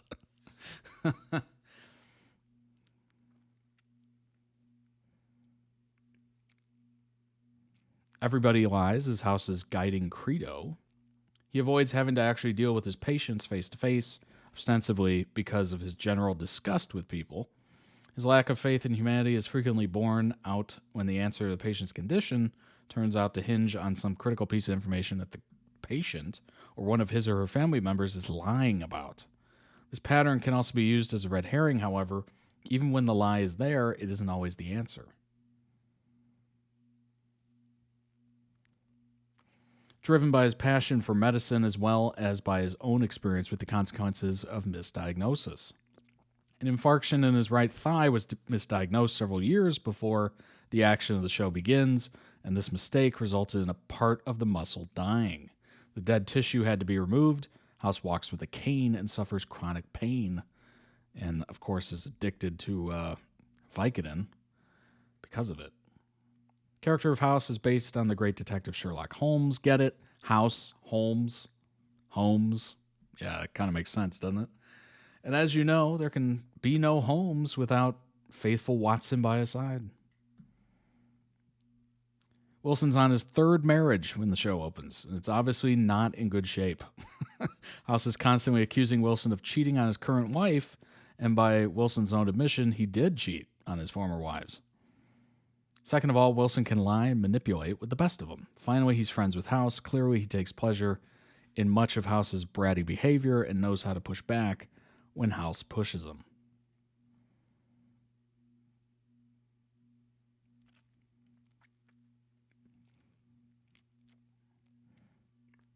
Wilson seeks out companions. House sees very little use for other people. As you can see, it's kind of the back and forth of, one is polar opposite of the other. House's parents seem to know Wilson in the episode in which they appear. This is not a casual work acquaintanceship. There's no way House would be spending this kind of time with Wilson if he didn't enjoy his company. House clearly has great respect for Wilson. He goes to him for help, both personally and professionally. Arrogance is among House's defining characteristics, but he's willing to share his moments of self-doubt with Wilson. Most importantly, though, Wilson makes House laugh. Genuine, relaxed, uncomplicated laughter is one of the most unusual things to see from House, and when we do, you can bet it's because of Wilson. House is not an easy man to get along with, yet Wilson has been in his life for years. At the lowest point in House's life, following his infarction at the end of his relationship with the woman he loved, Wilson stuck by him and, according to Wilson, picked up the pieces. Presumably, Wilson could make other friends, but he doesn't seem to want any. Wilson's deeply concerned about House's well-being all around, believes him to be isolated and miserable, and wants to help. He masterminds a plan behind House's back to trick House into going off of Vicodin for a week because he believes House's dependence on the drug has changed him for the worse.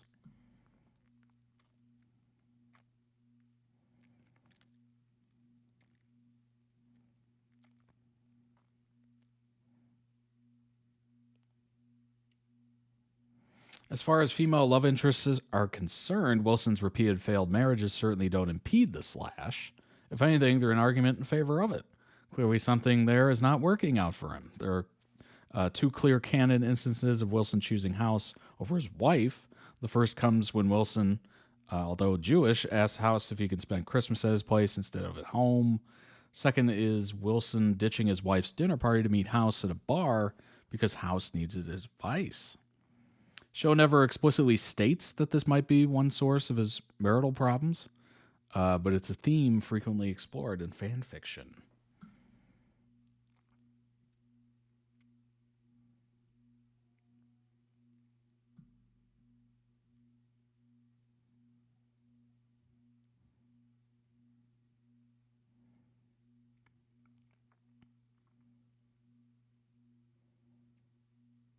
Currently in the final third of the second season of House. At this point, Wilson's marriage has collapsed, and he has moved in to House's apartment. They're living together, and House, not so secretly, loves it. They watch TV, bicker over dishes. House plays pranks on Wilson, like a little boy pulling the pigtails of the girl he likes. Wilson cooked House pancakes, for goodness sake. It's your basic, adorable domestic fic come to life. They couldn't get any more married if we actually had a wedding episode. In fact, for all I know, that could be what will happen in the season finale. That's funny.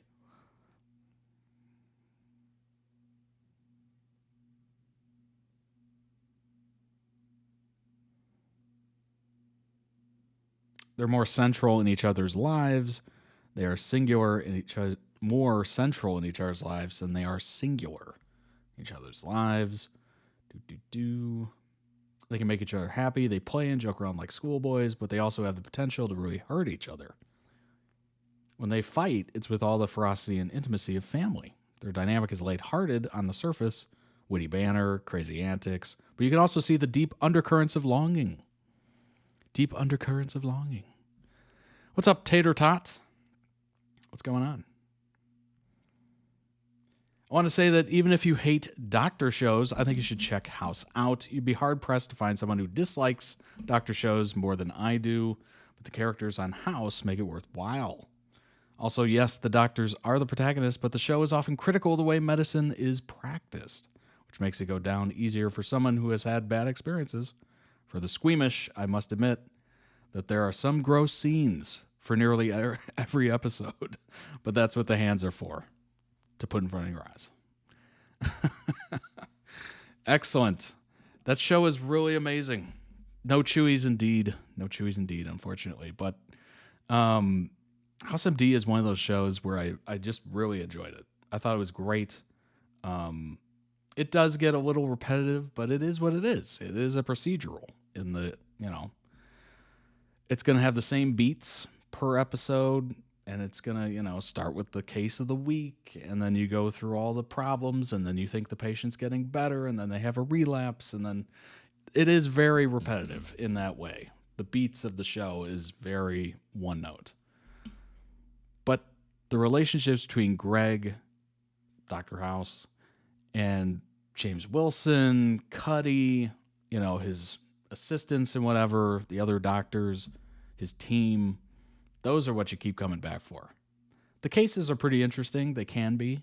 Very often it's rare medical conditions or something like that, but really it's the interpersonal dynamics that keep you coming back. And obviously it's House's craziness and his comments that you just don't know exactly what's going to come out of his mouth, but you have a feeling it's going to be something wild. But yeah, it's a great show. If you haven't checked it out, I highly recommend it. It is pretty involved. There's 8 seasons or whatever, but I think you will enjoy it if you haven't seen it. Let's move on to the final member requested video for us today. This is The Summer I Turned Pretty Season 3, We Can't Be Friends. Before the stream, I was playing Ariana Grande, We Can't Be Friends, just kind of, set the mood, set the tone. This is a quick video. It is very quick. But we do have some information on Summer I Turned Pretty, of course. We've done quite a few reactions to edits for the show. It has been interesting. It's kind of right up my alley. It's kind of show that I would enjoy, I would think. But let's go ahead and jump in.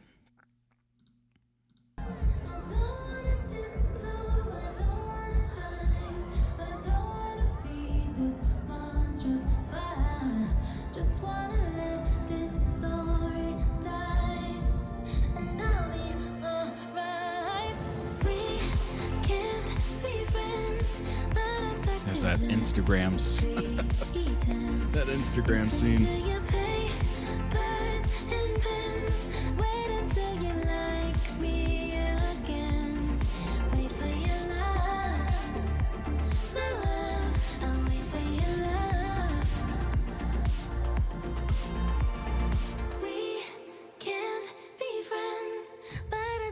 Just pretend.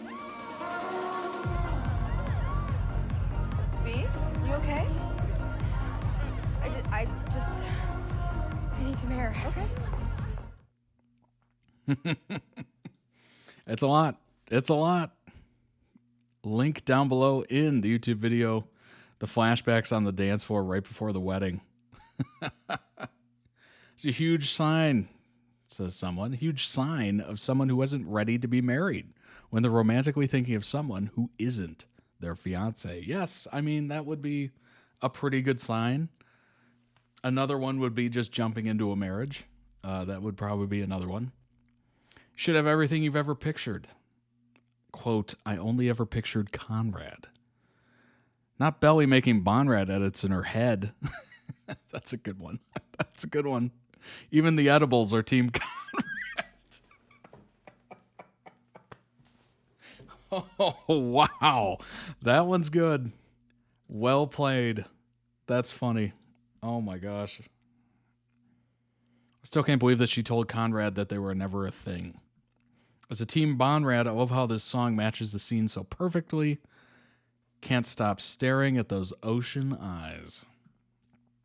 Wow. Looking out into the abyss. Losing oneself. All right, let's pull up some information on Season 3, shall we? Team Bonrad. Did Season 3 of The Summer I Turned Pretty exceed the hype? There was a lot of hype. Absolutely a lot of hype. Back in middle school, The Summer I Turned Pretty book series captured the hearts of millions of tweens who saw Belly and Conrad as the pinnacle of romance. You'd think we'd grow out of that obsession as we got older, but distance only made the heart grow fonder. So when the first season of The Summer I Turned Pretty series dropped, it was met with an extremely dedicated fan base. The army of Belly and Conrad stans and allegedly, Team Jeremiah supporters, although I've never met one in the wild. I'm sure they're out there. You know, if you're Team Jeremiah, let me know down below in the comments, all right? Come on, I know you're there. Has only grown since the TV series started 4 years ago. It's safe to say the hype of the penultimate season, where Belly would finally choose between the brothers, was incredibly high. Yesterday, it all came to a head when the Series 3 finale aired. After weeks of yelling at our screens, we're posting TikToks that deserve Emmys. Honestly, a lot of the edits have been phenomenal. It's time to answer one final question. Did the final installment of the series live up to our standards? Did it? The best part of the show is the community surrounding it. Every week is how I imagine sports fans feel when their favorite team is playing. Every Wednesday morning, I wake up in excitement in the air that just couldn't be matched. The viewing experience went far beyond the episode itself. Texting friends to set a watch time, avoiding spoilers throughout the workday, sending the inevitable memes afterwards, just as fun as the actual show. Even without the final payoff of seeing Belly and Conrad together, this alone would have made season 3 worth the watch. Yeah, honestly, I felt that way during Game of Thrones. Like, it felt like an event. Like, you know, a massive sports event that we were all just watching, listening to podcasts about it, you know, looking up articles, seeing memes, all that good stuff, edits. Oh, it gripped the world. It was beautiful. In the age of streaming, it's so rare to find a show that taps into collective energy, like The Summer I Turned Pretty. We all have our own rotation of shows, usually multiple at once, so breaking through the streaming noise, forcing us all to engage in one piece together of content, is a huge feat, indeed. Belly's character arc was satisfying to see. I will admit that as much as I enjoyed interacting with the show, it often looked like me screaming at the television out of sheer frustration. At the start of the season, I worried after Belly's chaotic antics, "Girl, why did you think it was normal to date brothers?" Yes. Yes. Yes. Yes. Someone else said it. I love that.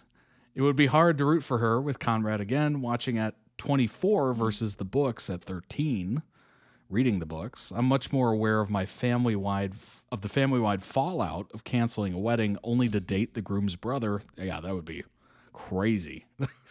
That'd be apocalyptic. The love has to be pretty great for Christmas at your in-laws. It'd also be Christmas with your ex-fiancé to be worth it. Oh my gosh. Yeah, you'd have to see that person so much. And that just makes me cringe. I was fully prepared to cringe at the ending just based on the logistics alone. But unsurprisingly, her storyline was perfectly written. Yes, sometimes I wish the camera would cut away from Belly's Paris adventures and give us more screen time with her and Conrad. Still, those moments were when I saw Belly actually grow. Finally hearing her admit in the finale that she overreacted to Conrad for getting her prom corsage when his mom was literally dying in a full circle moment, I needed to believe their relationship could work. She needed to grow, as did he, and we saw that firsthand. By the end, I was throwing the logistics out the door because I wanted them to be together so badly. The side plots were equally as entertaining. Typically, when TV shows cut away from the main storyline, I'm rolling my eyes and counting the seconds back until we get back to the point. But with Summer I Turned Pretty, I actually enjoyed seeing what the side characters were up to. Taylor and Steven were almost as cute as Belly and Conrad. Some might even argue that they were cuter. Whoa.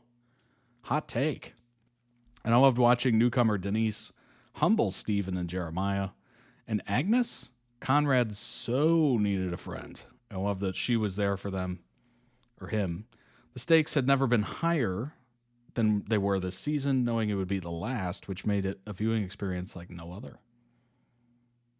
Sure, I could watch an entire episode of nothing but Belly and Conrad's yearning, and at times I wondered if we were losing the plot. I mean, do we really need to hear about John's heartburn or Cinda's horrible dating life?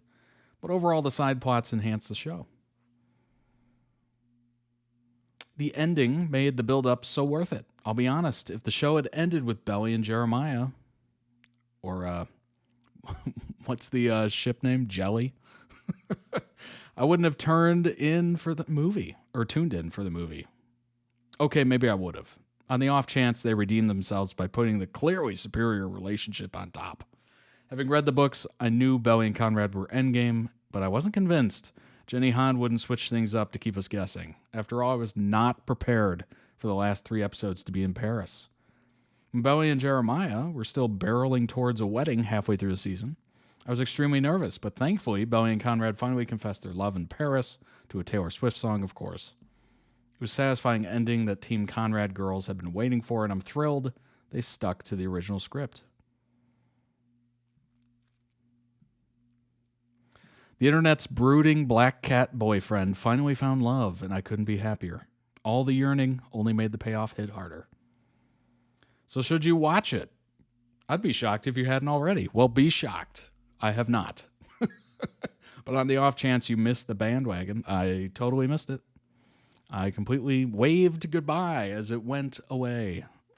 It's time to hop on. Yes, there are frustrating moments. Yes, you might find yourself wondering why Jeremiah suddenly channels Jeremy Allen White in The Bear during the last episode. But even in its most ridiculous moments, it's still a fun watch. Okay. All right. Join the fanfare for when the movie comes out. Yeah, that's probably a good idea. If you haven't seen it yet, definitely check it out before the movie comes out. 28 burning questions I had after watching the Summer I Turned Pretty finale. Oh boy. All right, let's hear them. Let's see what you all say. Why would Conrad fly over there without checking whether Belly has a boyfriend or something? Classic Conrad. That's a good point. That's a risk. That is a heck of a risk, but I'm assuming he's rich, right? So it's not that big a deal. At the end of the day, you fly to Paris and you just kind of enjoy it. And if it works out, it works out. And if it doesn't, you're still in Paris. So, anyone else think Belly could have gone a bit blunter with the French Bob? I don't even know what that means. A bit blunter? What does that mean? Obviously talking about her hairstyle. Oh, we talking like the sharpness of it? Like the angle? Bit blunter. So it would be like more horizontal, I guess. I think there's a picture of it right here, right? Oh, yeah. So blunter would be more like horizontal instead of kind of a fall off, I'm assuming. I don't know. I think it looks good. Has Jeremiah ever mentioned wanting to be a chef before, aside from making some smoothies and eggs? Probably in the book, right? Probably in the book. How do Conrad and Belly manage to skip all the crowds and queues for those tourist attractions? That's a good question. That's funny. That's funny. You couldn't have them standing in line the entire time, but I get it. It kind of breaks the reality of it. Was it really that view that made Belly fall in love with Paris? I wonder what that view is. How did Bowie learn how to speak perfect French within the space of a year? I guess some people just kind of have that gift, you know? Some people got it, some people don't. Why is the phrase, F me sideways, you American slut, so addictive to say? Honestly, I've never said that before, or read that before, but that is very funny. I don't think I will ever say that ever again, okay? Those words in that order will probably never leave my mouth again, but I will say that is kind of funny. I can't believe Belly admitted that she was the villain.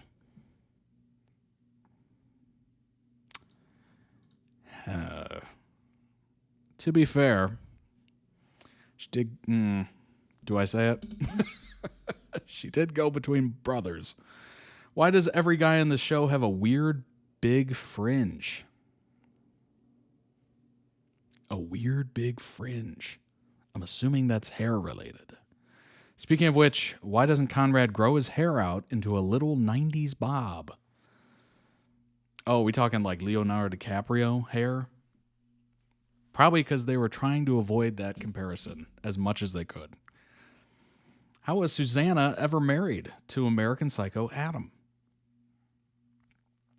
You can't explain it. Love is love, you know? And it can be confusing to the outside parties.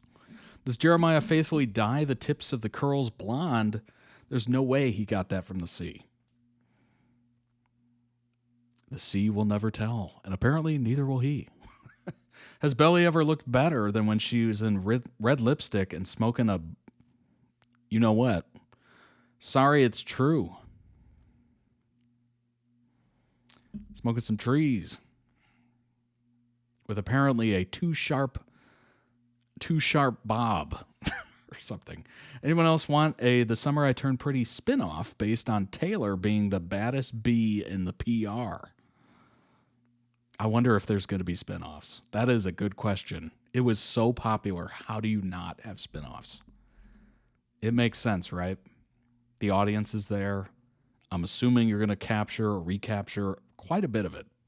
Maybe not as much of it because Team Conrad's not on there, but I'm assuming they could do it. Why did Jeremiah and Denise kiss when they have zero chemistry?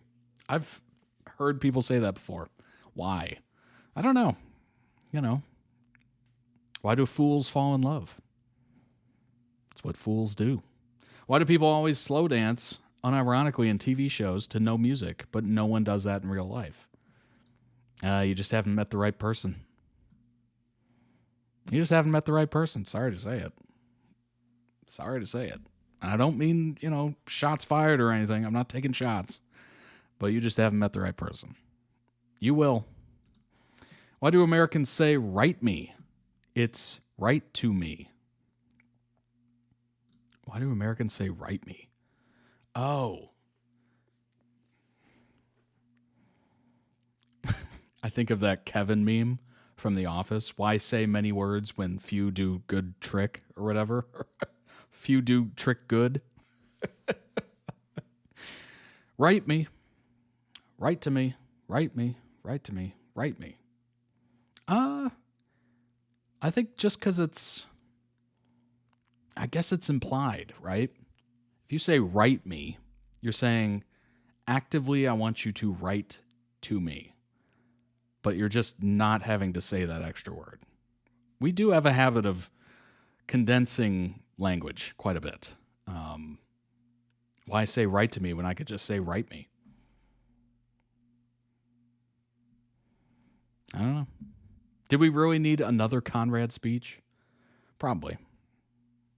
Please. You're going to sit there and write this and not think you could use another one? Did anyone else think we were going to watch Belly give Conrad a how do you do? A blow career. I don't know how to make that PG.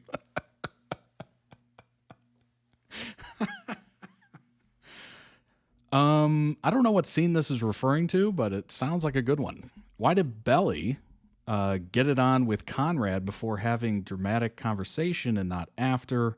She's the worst. Yeah, that's pretty bad. That's pretty bad. You got to get the order right. You got to get the order right. You don't want to kill the mood immediately after. Why would Belly allow Conrad to leave at 5 a.m.? At least let him have a nap first. Okay. Maybe he just wanted to leave. Maybe he wanted to get out of there. Who knows? Was all that running without a vest or bag really necessary? Couldn't she have come to the same conclusion before kicking Conrad out? Maybe. Did Belly buy a train ticket just to make this declaration, or did she hop over the barriers? Also, Paris Gare du Nord is literally never this empty. Well, they do that for TV purposes. Duh. You can't. There's no way. That's, number one, it's a lot of extras, or it's a lot of real people you got to get waivers from. And it looks bad. It looks so much better when you have somebody running through a train station trying to catch the love of their life when it's empty and the focus is on them. If you have hundreds of people in there, it's going to be chaotic and it's not going to come off the same. It just isn't. always look at like those, running through the airport, declaring love, trying to catch the plane. Like they're never that busy. Like the airports are pretty empty. There is some people, but it's not what it usually is.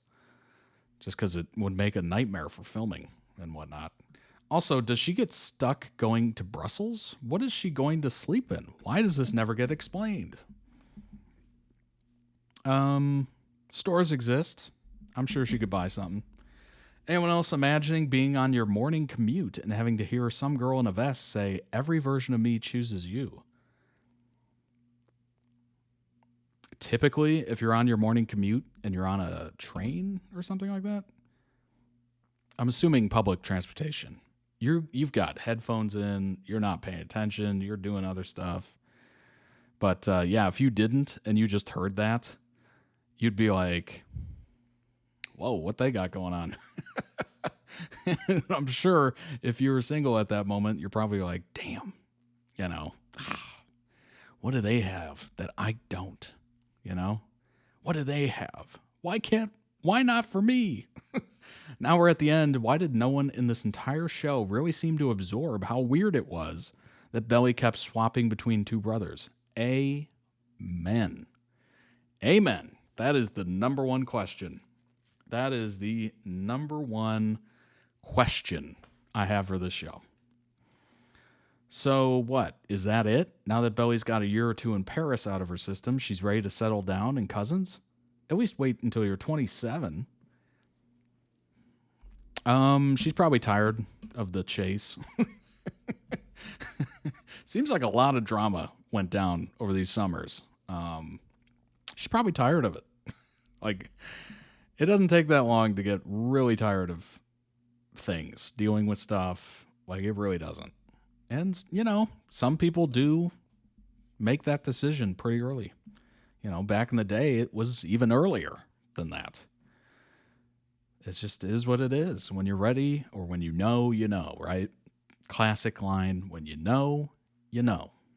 It is a thing. Anyone else think this could have all been avoided if they just agreed to be a throuple? Well, okay. The brother situation would be a little difficult to navigate with the throuple. That's weird. And the fact that they were in separate relationships as brothers was weird enough. Being in a throuple would be even worse. That would be 110 times worse. Oh my gosh. I don't even want to think about that. That's crazy. This one is the best question. 26. Why does nobody think it's weird or really absorb what's going on? I totally get that. Summer I Turned Pretty finale was for Team Belly. Spoilers ahead. Listen to the article. Are they going to read it to me? I don't have to read it? The Summer I Turned Pretty finale was for Team Belly. Spoilers ahead. Oh, I like this. Isabel Belly Conklin has made her choice. For 3 seasons of The Summer I Turned Pretty, we've watched her romantically terrorize the Fisher family by bouncing between brothers Conrad and Jeremiah. And even though she's been a menace, seriously, no one has wreaked this much havoc on a brotherly bond since fellow walking hazard Joey Potter, honorable mentions to Lila Garrity and Elena Gilbert. Belly has also been brilliant, passionate, competitive, a loyal friend, and loving daughter and sister. She's been stubborn, very dumb, manipulative, and made some very ill-advised decisions, so many, but she's also been a complex... If you don't know, Joey Potter was Dawson's Creek, Lila Garrity was Friday Night Lights, and of course, Elena Gilbert, complex, messy, refreshing, and realistic portrait of a young girl trying to find herself. And unlike Joey, Lila, and Elena, she's not white. Lola Tung has played Belly with the depth and nuance characters of color often don't get on teen shows like this. While The Summer I Turned Pretty is still very white, Tung and her TV family, including Sean Kaufman as Belly's brother Steven and Jackie Chung as Mom Laurel, brought a dynamic that felt deeply real and aggressively normal, which again, for Asian American characters on screen, this kind of representation is still rare and a welcome change. And it means that Tung's Belly means a lot to a lot of people. Last weekend at the Emmys, I spoke to Sarah Bach, the 19-year-old who plays Miss Huang on Severance, and when I asked her the first time she felt truly seen on TV, she said it was watching Tongue on The Summer I Turned Pretty and that she was firmly Team Belly. Yes, this character has been polarizing, but I think that's what makes her great. And in the series finale, Belly's complexity was on full display.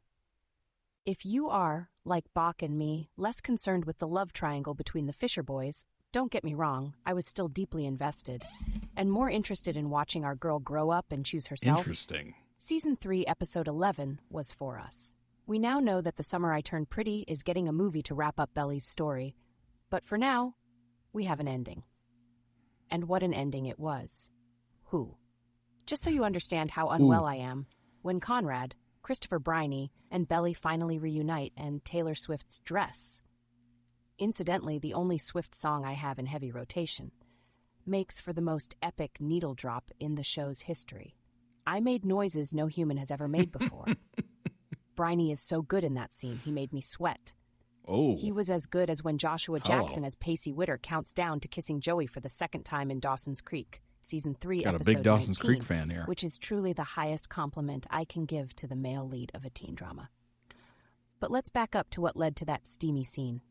When the episode opens, Belly has been in Paris for a year, while Conrad was at med school brooding and pining, his two favorite pastimes. He's got a conference in Brussels, so he decides to finally shoot his shot and go to Paris to see her. Before that, on the anniversary of his mom's death, he sees his little brother Jeremiah and gets his blessing. Well, as much of a blessing that a dude who is hearing that his ex-fiancée is about to reunite with the love of her life, aka his brother, can give. When Conrad arrives in Paris, we're seeing it through his perspective. We already know that Belly has built a life in France. She goes by Isabel now and has a group of friends, a dream apartment, and a boy named Benito who may or may not be her boyfriend. She's got a fresh bob and wears lipstick now. Belly is grown up. To Conrad, she's still the girl on Cousins Beach who was desperately in love with him. We know this because a scene of younger Belly flashes before Conrad's eyes as he's taking in Isabel in Paris. It's like Belly knows this, and since she's fought so hard to move on, she's clearly caught off guard by his arrival. And here's where Tongue starts showing off her acting prowess, a muscle we've watched her strengthen over 3 seasons. Tongue plays the moment with hesitation and wariness, like she's just been ripped from REM sleep to an alarm clock playing a song she hasn't heard in years. There's familiarity there, but also frustration. We hear Belly's interior monologue. What the fuck are you doing? Just play tour guide for a few hours and then send him on his way. As they play tourists for the day, Belly and Conrad engage in an awkward dance of yearning and apprehension. When Belly takes Conrad to one of her favorite spots in the city, he delivers some of the most romantic lines he's ever uttered.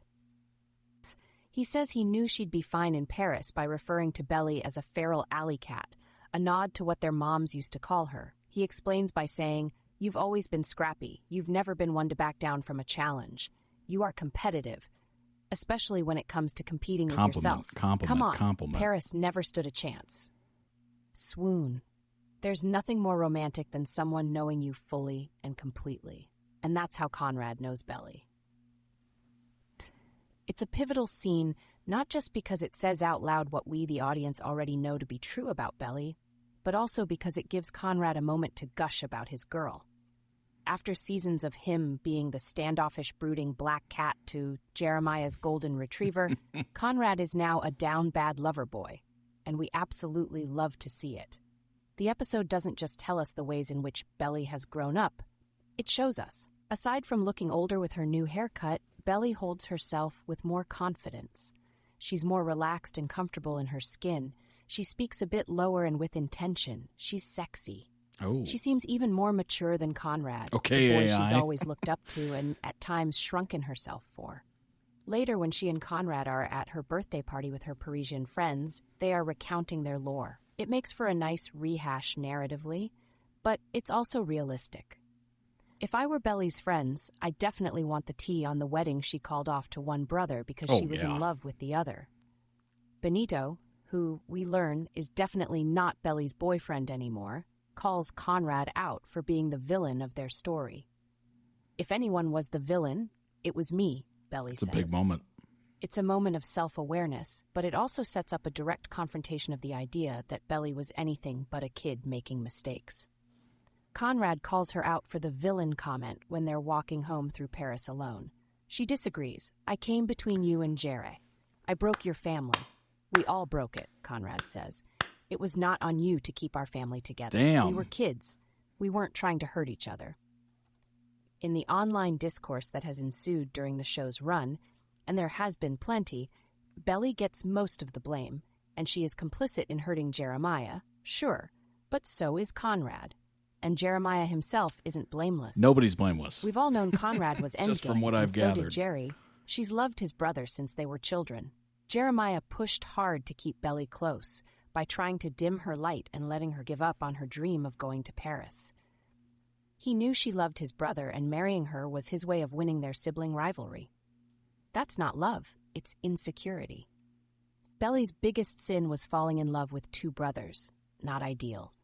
But could you blame her when their late mom all but brainwashed her to believe she was destined to marry one of them since she was a little girl? Yes. There is a villain of The Summer I Turned Pretty. It's Yes. Susanna. I said what I said. Belly basically Come says on all now. of this to Don't blame Conrad it all on the after they mother. have sex, questioning whether he really loves her or if he's just holding on to the wishes of his dead mother. Oof. Conrad refuses to validate this narrative. He pushes back through tears and promises, "If I met you for the first time tonight, I would love you." First of all, Bryony and Tongue are acting their asses off in this scene. He's playing Conrad as obsessed, tortured, and so in love it's eating him alive and threatening to crawl out of every pore. And she's playing Belly as assured, strong, and actualized, while also desperate, terrified, and clinging to the self she's constructed, instead of merging her old and new halves to create a whole. My heart cracked right in half when Belly breaks up with Conrad, again, and sends him to the train station en route to Brussels. Jenny Han and co. could have ended it there. Belly could have decided that her saga with the Fisher boys was True. over, That is and very her true. life in Paris was enough. She could have decided to just be Isabelle, the Parisian baddie who played the field and left cousins behind. But that's not our girl. And who says you can't choose yourself and choose love? All this time, I wanted to believe I changed, that I'm not the same girl I was, but I am still her. Belly's inner dialogue says. And was that girl so bad? She followed her heart no matter what. Despite all her mistakes, I have to believe she's still worthy of love. I still love her, and I still love him. It's a monologue that is going to go down in teen TV history. Jenny Han, you will always be famous. I'll admit that every generation thinks its television shows are better than the next. And while I maintain True. that I was raised in the golden age of great teen television, in chronological order, Dawson's Creek, The OC, One Tree Hill, Friday Night Lights, and Gossip I Girl. mean, hard to beat There are that a few lineup. recent entries into the canon that are just as deserving of the squeals, the swoons, and the obsessive fandoms the shows that raised me elicited. Along with Mara Brock Akil's Forever, Jenny Han's The Summer I Turned Pretty has earned its place. And that is thanks to, in large part, the beautiful mess that Isabel Belly Conklin made over 3 seasons. Belly wasn't perfect, and that made her the perfect teen TV character. There you go.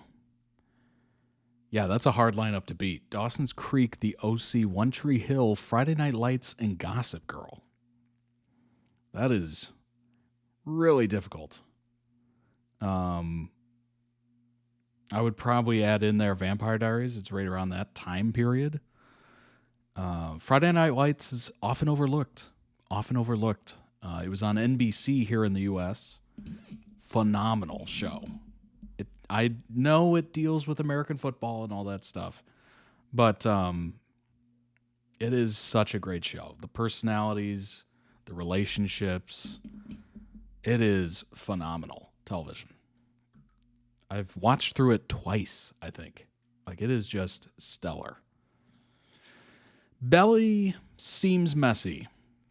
Then again, what kid is not, right? A lot of people are. Just is what it is, you know? Try to do the best we can, but, you know, we mess up every now and then.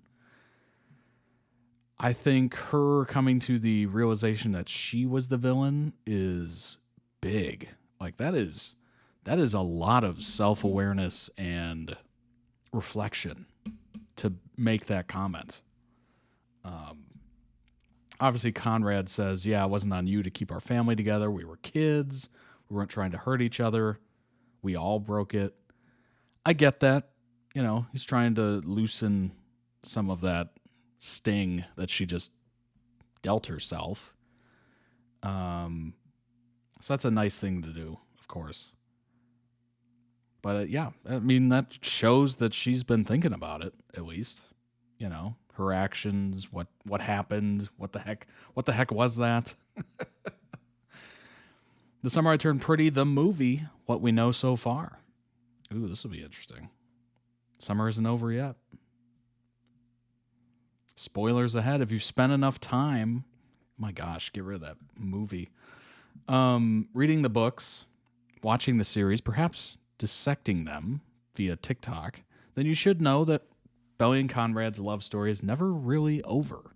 It's true, Belly finally chose Team Conrad when the popular Prime Video adaptation aired its series finale in September, with the soulmates finally realizing that Paris is indeed always a good idea. I mean, that's pretty true. And they've always been meant for each other. But shortly after the episode dropped, creator Jenny Han surprised fans with exciting news. Happily Ever After hasn't arrived just yet. Another chapter's on the way. And per Han, only a movie will do. The announcement arrived during a red carpet celebration for the season 3 finale. Where else? Paris.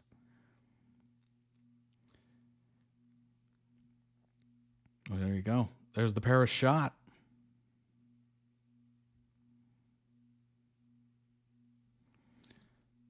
What will the movie be about? According to a press release, the feature film will be written and directed by Han herself and will at last conclude the saga. Plot details, of course, under wraps. Duh. There's another big milestone left in Belly's journey. Could this mean Belly has another wedding to plan, this time with a different Fisher brother and a different ring? Oh my gosh, okay. We're still ripping on him for the ring, huh? Han also spoke with Variety about the final moments of the series finale, in which Conrad and Belly return to cousins. In this scene, Belly's bob has grown out, indicating a time jump for the couple. When asked how big of a jump forward the movie would take, Han replied, "No, I can't say how far ahead it is, but it is ahead." Jenny Han said, "I thought only a movie could give the conclusion its proper dues. I'm so grateful to Prime Video for continuing to support my vision for the story, making it possible to share the final chapter with fans." And in a separate interview, said, "I'm still in script stages. The show ends as they're just finding their way back to each other, so the movie will offer a look more at the two of them together. Pack your bags for Cousins Beach. We just got a bonus summer." When will the movie come out? It's still a little too soon to say. Co-showrunner have finished a draft. Okay, so we're trudging along. We don't know when it's coming out, but it won't be next year. Okay, so it'll at least be 2027, basically. Author then reiterated to Variety that the movie wouldn't be out next year. I don't know when it will be out, but I don't think it's safe to say next year because we haven't filmed it yet. They literally just finished the draft, so I'm assuming they're far off from filming. I honestly really want that extra time because it's just getting the actors a little bit closer to adulthood. Oh, okay. There's a little nod. We're getting to see Belly at 15, turning 16, and then seeing her as this young woman, and now Lola is 22. Okay. All right. So that adds a little age to everybody. I think that I always wanted some distance for the movie, so I'm really glad to get the breathing space. October 6th, so last month, Han busted a popular fan theory when she posted a video to her Instagram account recapping an event she co-hosted with Airbnb. People asked me questions like, when is the movie coming out? And I told them, not this Christmas. Since the finale aired, fans have speculated whether the film might have a surprise Christmas release date. Boy, that's really asking for a lot, isn't it? Literally just did the draft in like September. Oh yeah, we're releasing the movie. It would have been a terrible movie. That's not enough time to do anything. Given that the finale credits feature photos of Belly and Conrad celebrating the holiday, and a Christmas 2025, a Christmas release of that movie would do numbers. That would be phenomenal. I have a feeling they might do that. That would be kind of interesting. Han has repeatedly quashed the idea, denied it once, and for all in her voiceover, quote, "I'm very sorry, but I'm not lying to you guys." Guess we'll have to wait for our next Christmas and Cousins. Oh, that'd be interesting. When would you want that movie released? Would you want it during Christmas? Would you want it, summer, of course, like start of summer? It was like a summer blockbuster or something. I don't even know if they still do summer blockbusters at this point. Who knows? It is obviously way too early to tell. Way too early. But amazing stuff. That video was so short. But apparently she was having some flashbacks getting ready for that wedding, which, if you're having flashbacks when you're supposed to be, loved up, it's not good. It's not good. I don't think I'm breaking news here, but the writing was on the wall, I guess you could say. But yeah, there we go. I hope you enjoyed those videos as much as I did. Follow, subscribe, all that good stuff. If you'd like to request your own videos, maybe you saw something that, jogged your memory of another video and you want to request it, toddreacts.com is how you do so. Join the Discord. I will see you in there. Check out the winter collection of merch available right now. It is available now. Congratulations again. Congratulations to Cookie. You have won the water bottle and the winter Sweepstakes giveaway. Thanks so much for everybody who, entered. We will have another one very soon. So if you didn't win or you didn't enter, we got another one coming up, a couple weeks. So be on the lookout for that. I'll make the announcement everywhere. And yeah, I appreciate you being here. Thanks so much. Take care out there. I will see you on Friday for our next edition. Stay safe. Bye-bye.